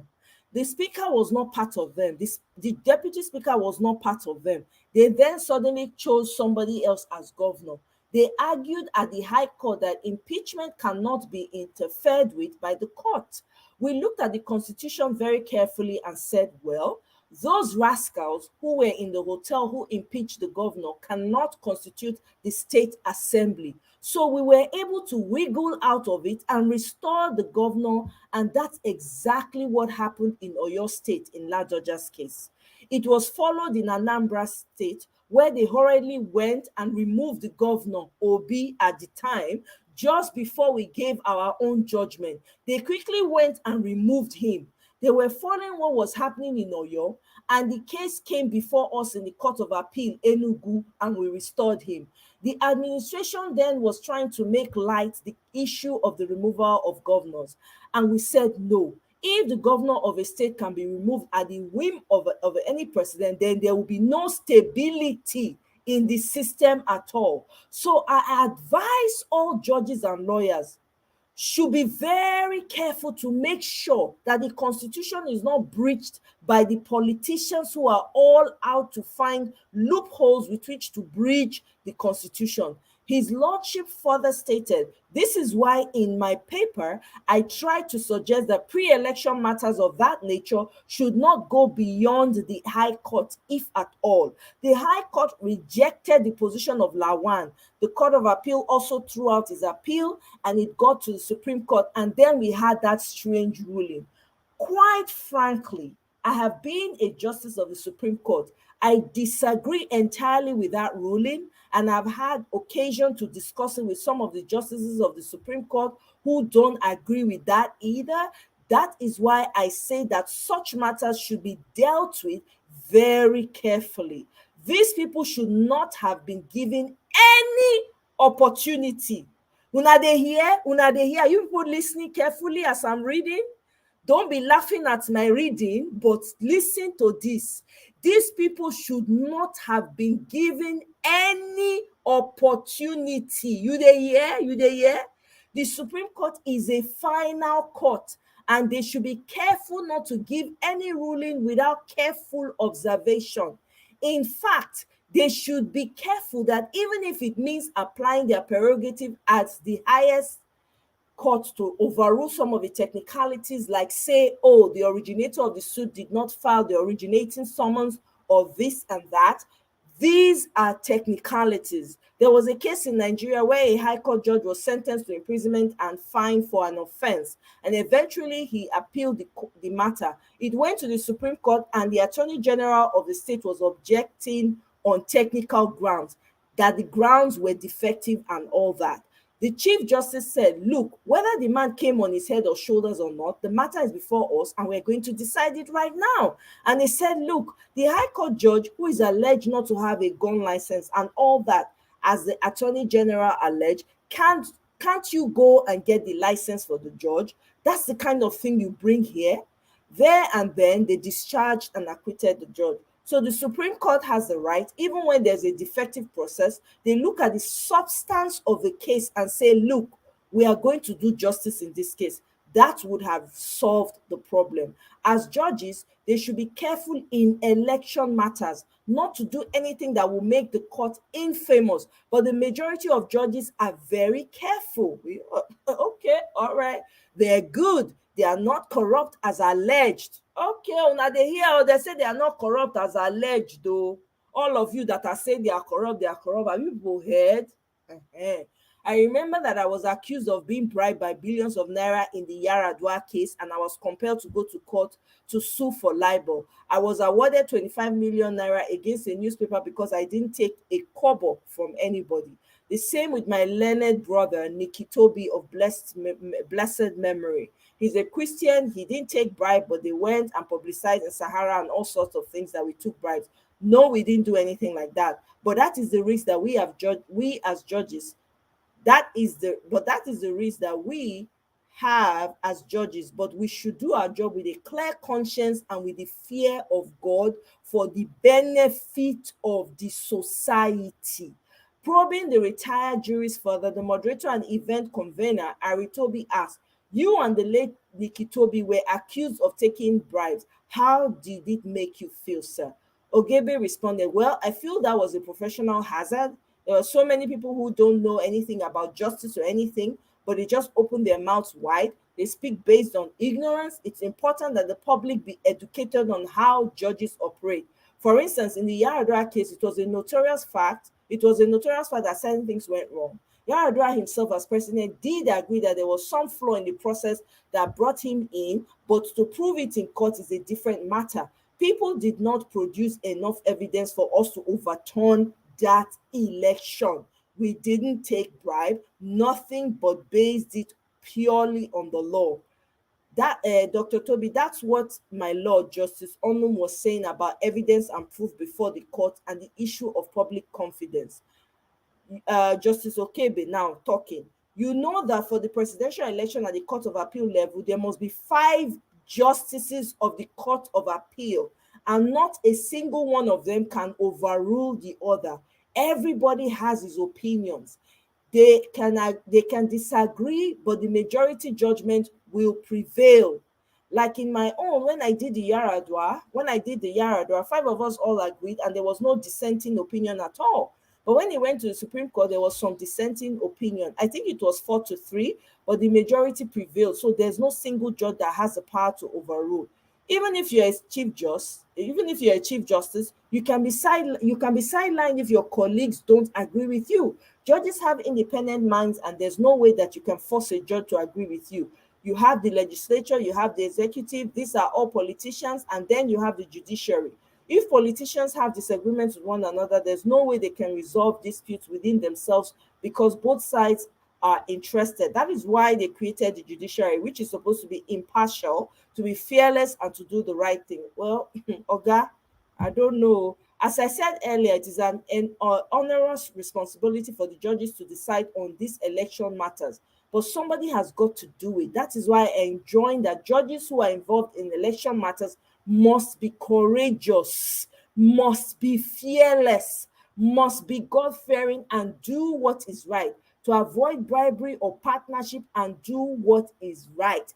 I can't see that ever changing, because people are fighting each other over who to be president, and then you leave it back to the politicians. What do you do? There must be somebody to decide the case, and that onerous duty is upon the judiciary in this constitution. I cannot foresee any situation whereby you leave it to be a free-for-all fight.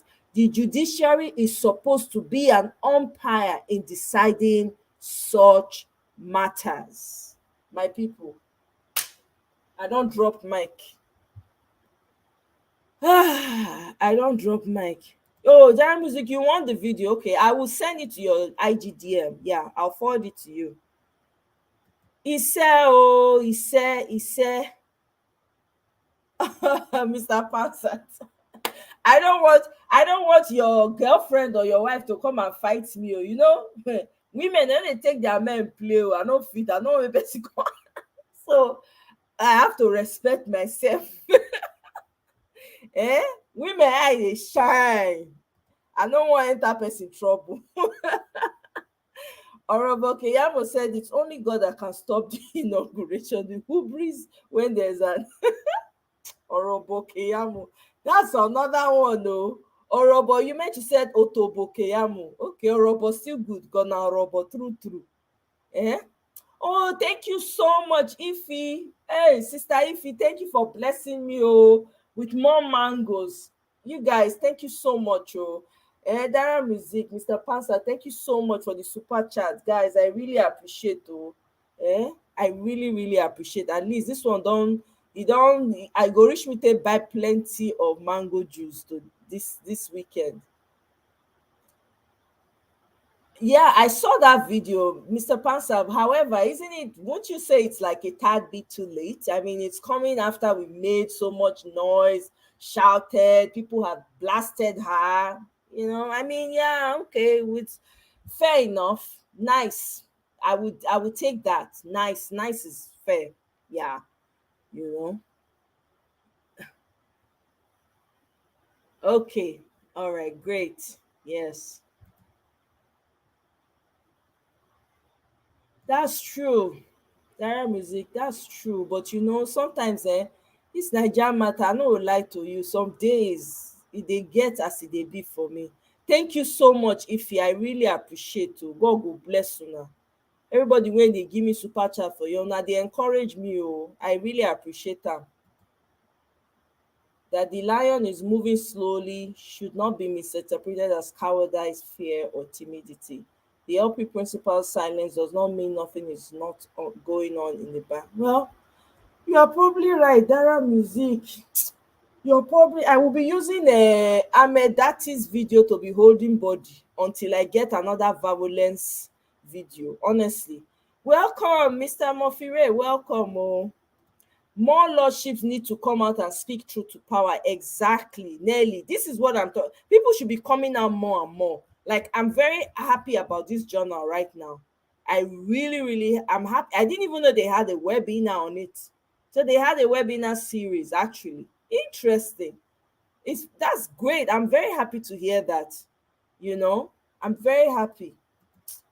Eunice, my sister, thank you so much, my sister. I appreciate. Thank you. Thank you for the kudos.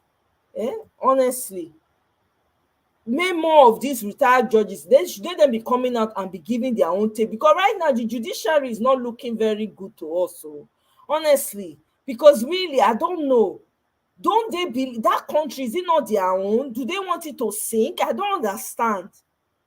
You can take your children and you know where your children dey, you know who they go meet. These people, they think say life na like that, life just be life. People they meet, this life, people they meet each other. You don't know where your children go dey tomorrow.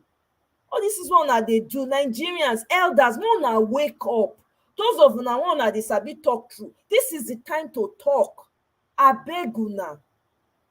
Please, na only one country we get. We no get past one. Ha.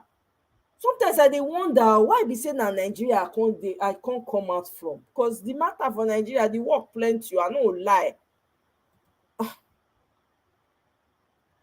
The jury must not appear. Will there be a jury? Will there be a jury? Nelly, I don't. Will there be? And they're going to be judges. According to this write up now, the man alluded to the fact that there'll be 5 justices. Where did I see that? Let me see if I can do a control find.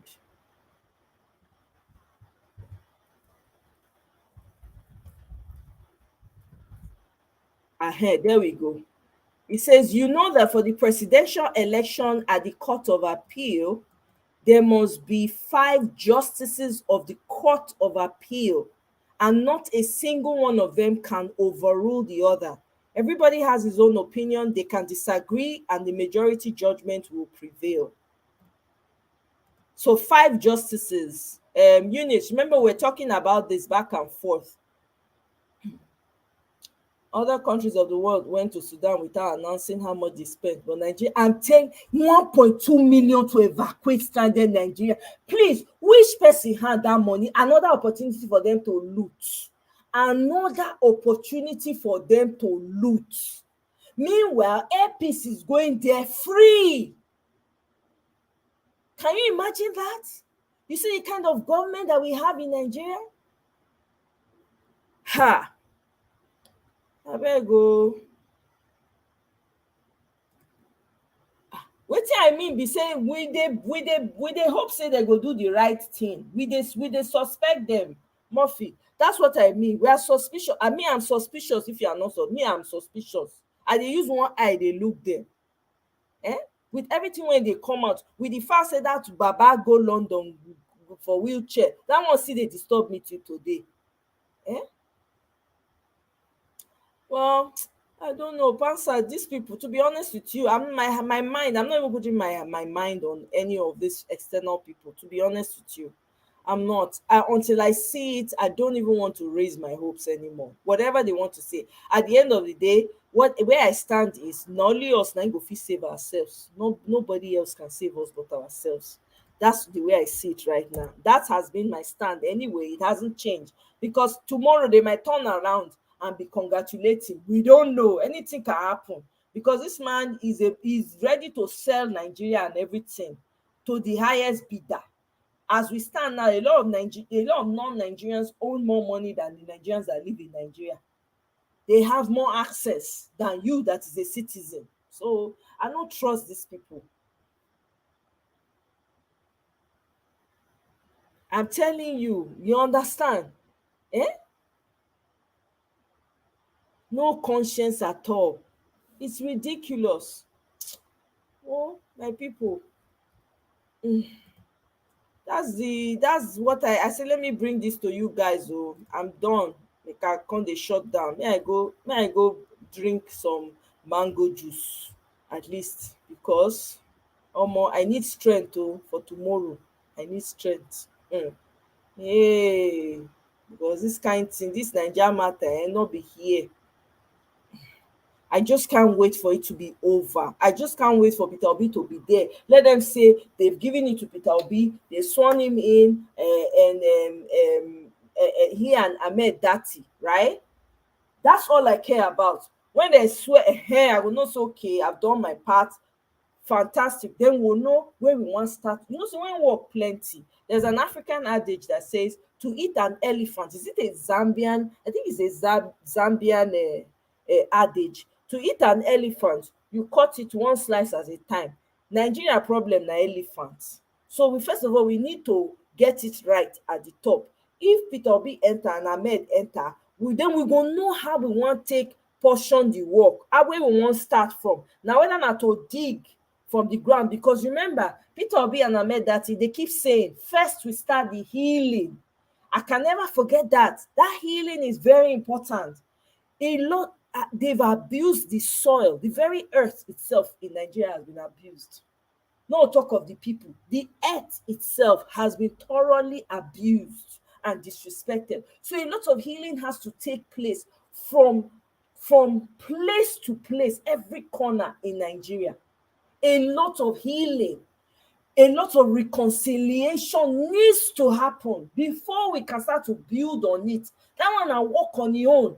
Then before we come know whether we wan start to first till the soil again, till am, and pour. Whether na bleach we go put, not be bleach, no, we no wan spoil our soil. But whatever that needs to happen, whether na libation, we go pour libation. Everybody go and buy schnapps. I don't care whether you're a Christian or not. Carry schnapps ready. Be pouring schnapps because we need to first heal the land, heal the soil, heal everything. Everybody needs to be healed. I tell you for free. As long as you're in Nigeria, you have PTSD. Not because it's just the truth. With all this madness, when they happen for Nigeria, there's no way it's not going to affect you. There's no way. I don't care if you like be in the best place in the world on an island sipping pina colada, it go still affect you. I'm telling you. So it's better for you to recognize that this affects you now, so you can work towards it, add your own voice to it, because we're a family, whether we like it or not. We are in one family. You fight from now till tomorrow. You cannot cut yourself comot from this big dysfunctional family. You can't. You're a part of it, and we need to fix the problem by ourselves. So let me end this video with a little bit of violence from our very own Ahmed Dati, because this has really gingered me. I'm not even going to front. Please let me know when you can see my screen so I can do it. I can play it again.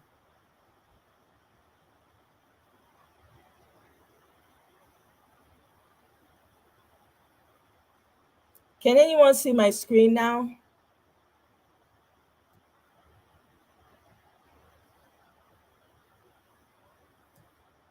Please, let me know if you can see my screen. Yes? Okay. All right. extreme, and I'm saying it. It was more. Let me start from a decent place. Indeed, a correct interpretation. You cannot swear people who have not met the constitutional requirement. You can't do that. If you did it, you have done something unlawful, something unconstitutional. And I'm repeating it. Whoever does not meet the constitutional requirement must never be sworn in. You said my name. If you like, I can say it again. I'm Dr. Baba Ahmed. I'm not taking risks with my safety and with my life. But I'm repeating, swear in anybody who does not meet the constitutional requirements of our country. You are engaging in an unconstitutional act. Mr. President, do not hold that inauguration. CJ and your lordship, do not partake in unconstitutionality. I am taking these risks for the sake of my country. Yes, it is extreme, and I'm saying it. It was more extreme for Yakubu to issue that certificate. It was reckless. He is putting all our lives in danger. All of us were already at risk. So what is there again in me taking risks again? What have they not done against Nigeria? What have they not abused in Nigeria? Now they'll take the constitution where it is clear, it says, and get 24. After that, and FCT. They fail to get it. They are going to swear this man in, and I should be afraid? I will not be. I'm telling you that on the 29th of May, 2023, swear in Tinubu as this result is, you have ended democracy, whoever you are. You say you're a lawful citizen. I am. So the judiciary... The law in me is why I'm saying this. Yeah, so the judiciary is the hope of the masses, is the hope of the common man. And if you look at what decision your party, your principal, and yourself are taking in going to the presidential election petition, it does look that you believe in one thing, that the judiciary will work. Do you? I do. What you asked me is a different form of what others have asked me, as in if I trust them. But listen, take these three things I'm going to tell you. The law is not a game for politicians to play. The Constitution is not a puzzle for candidates to toy around with. Justices, their lordships, are not in place for politicians to refer other politicians to. That is wrong. That is wrong. This is classically what is going on now. But do you have faith in the courts? I do not. Why so? There is a sitting Senate president who contested presidency and lost, and today he is declared senator. And the laws of Nigeria does not allow you to contest two offices. I was contesting governorship in Kaduna, but I withdrew before the contest. Guys, please bear with me. I wanted to start from a specific place, but I think I went beyond. I didn't start from there. Bear with me. This is very important. Mona novice. Swearing in a ticket.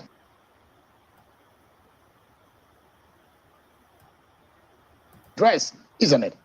This document is a product of the legal system. It has been signed into law by the President, Commander-in-Chief, Federal Republic of Nigeria. I believe in this document. That is why I'm so lawful. That is why I'm so confident. And that is why however extreme it is, Sheung, I am saying it on national TV. I don't like to take risks. I'm not taking any risks. Swearing in a ticket that has not met the constitutional requirements of the Constitution, okay, is ending democracy. Quote me on it. That's your interpretation.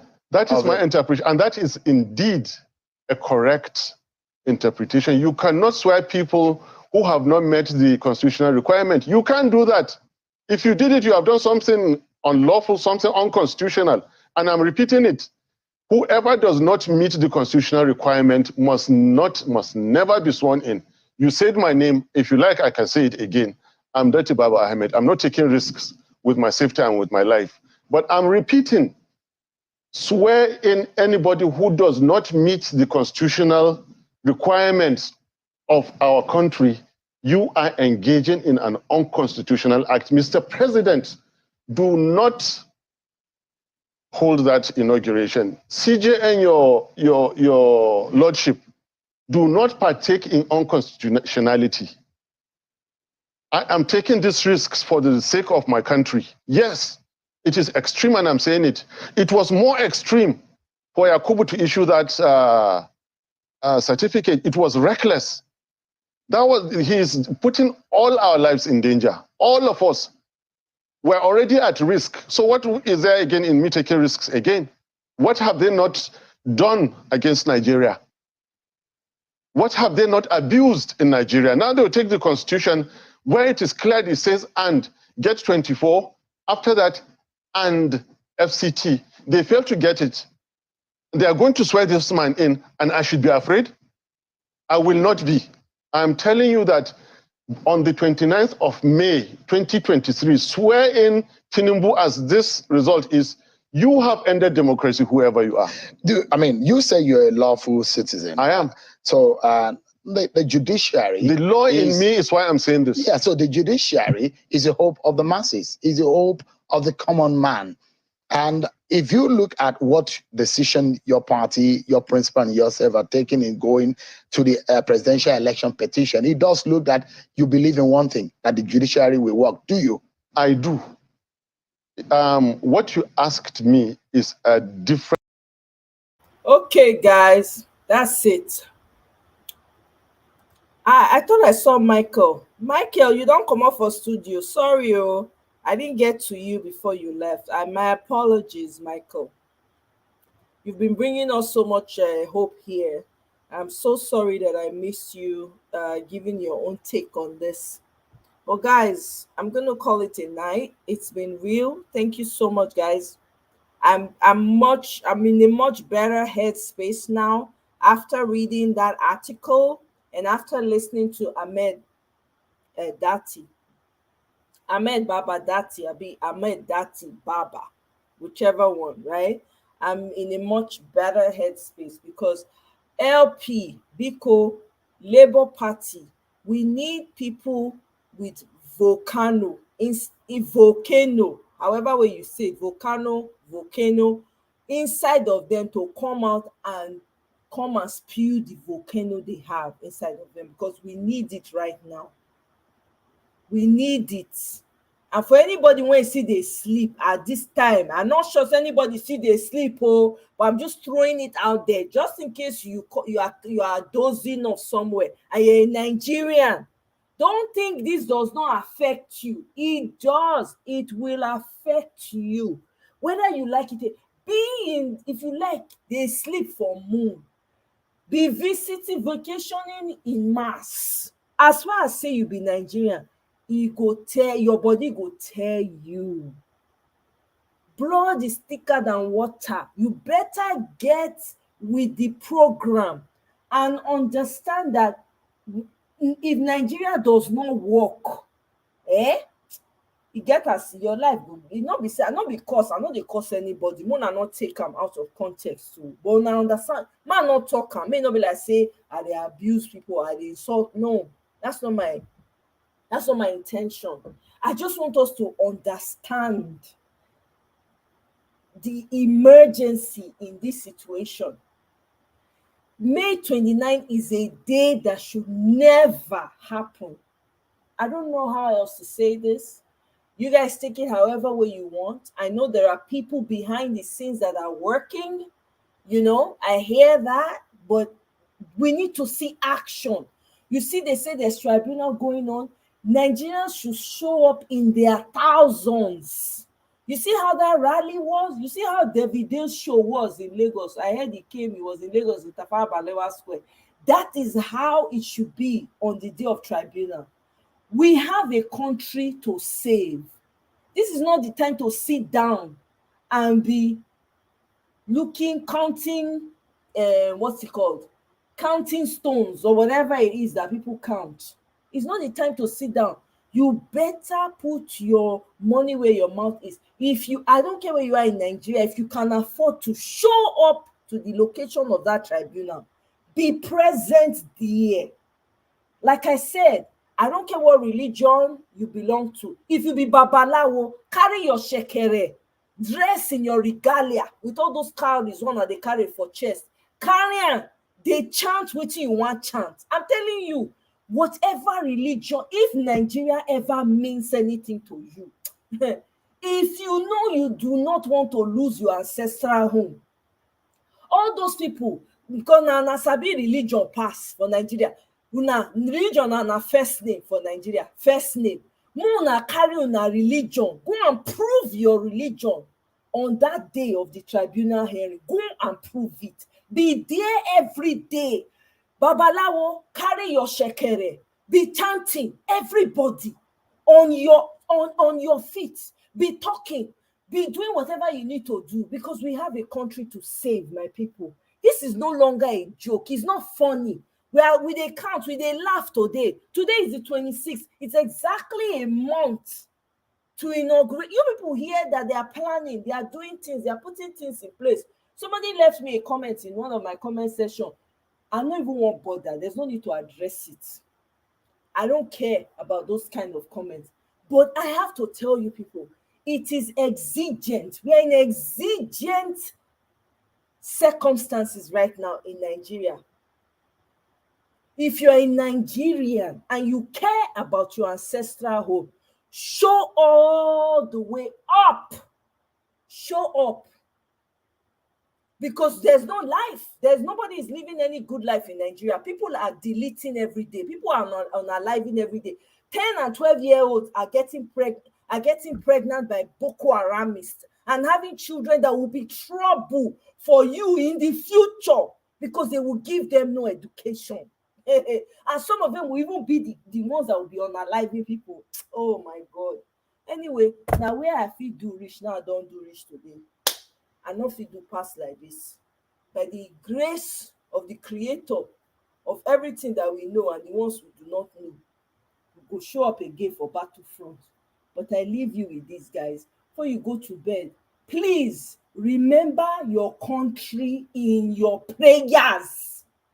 Whatever religion you belong to, pray and make sure you back that prayer up with action. I beg you. Thank you. Oh my God. Rita, welcome. Oh. Hey. Welcome, my sister. I don't dey close. Thank you so much for showing up. I appreciate. Honestly, people when they go Mountain of Fire, thank you very much. Mountain of Fire miracle. Carry your country, go there. All the people, all the different what do they call them? Names when they call them for Nigeria. Mona show up for tribunal that day. Mona show up. Now there we need you now. We need you people now. All those who now, you all those prayer tactics that you people have, carry it to the day of tribunal. Oh yeah, carry all of you now. Everybody. All those movies I used to show where they will show one baba doing some things, doing cowrie. Carry your cowrie, carry your sash, your pork, everything. Carry and go there. Now tribunal, now we need you. Now there's fire on the mountain. If you ever believe, if you don't want to lose your ancestral home, show up that day. Wherever you are, be attentive. Hey, my people. I'm done. Oh, I don't talk my own finish. Thank you very much. Oh, Ahmed Babadati. Now God now go bless you, whether you like him or not. Please keep coming with this fire. The next interview when you go give, I beg, I dey pray may you give another interview. Because let's not only you they get the courage to they speak to the core. Come out again, set fire everywhere, and then go silent. We will take it. Please, we will take it. This one you don't first drop for us, we go use our whole body. Until next time, thank you very much, guys. Thank you so much for joining me. Thank you all for the super chat. I appreciate you guys. I will see you guys on my next one. Sister Rita, thank you so much. Oh, I appreciate you for stopping by. Trust you're good. Everyone is good. Maddie Love, thank you. Dara Music, it's so good to see you. I will reach out to you as soon as I'm done. Yes, so I'm telling you, let that come out again. I'm telling you. Sister Rita, I'm looking forward, because he's the only one that needs to be shaking the table now, because they can't touch him. No matter what he says, they cannot say anything. Because this country, I beg, God forbid, though. I don't even, I shudder to think what is going to happen. These people never enter. Look at the mess they're already creating.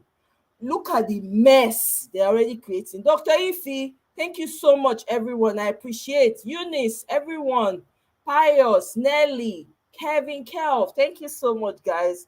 I appreciate you guys for stopping by. Christopher, abeg, mona continue the fire, mona carry the fire forward. Chidinma, victory all the way. Mr. Ferdinand, everyone, thank you so much for joining me. Highly favored, thank you. I appreciate you all. I'll see you guys on my next one. Bye.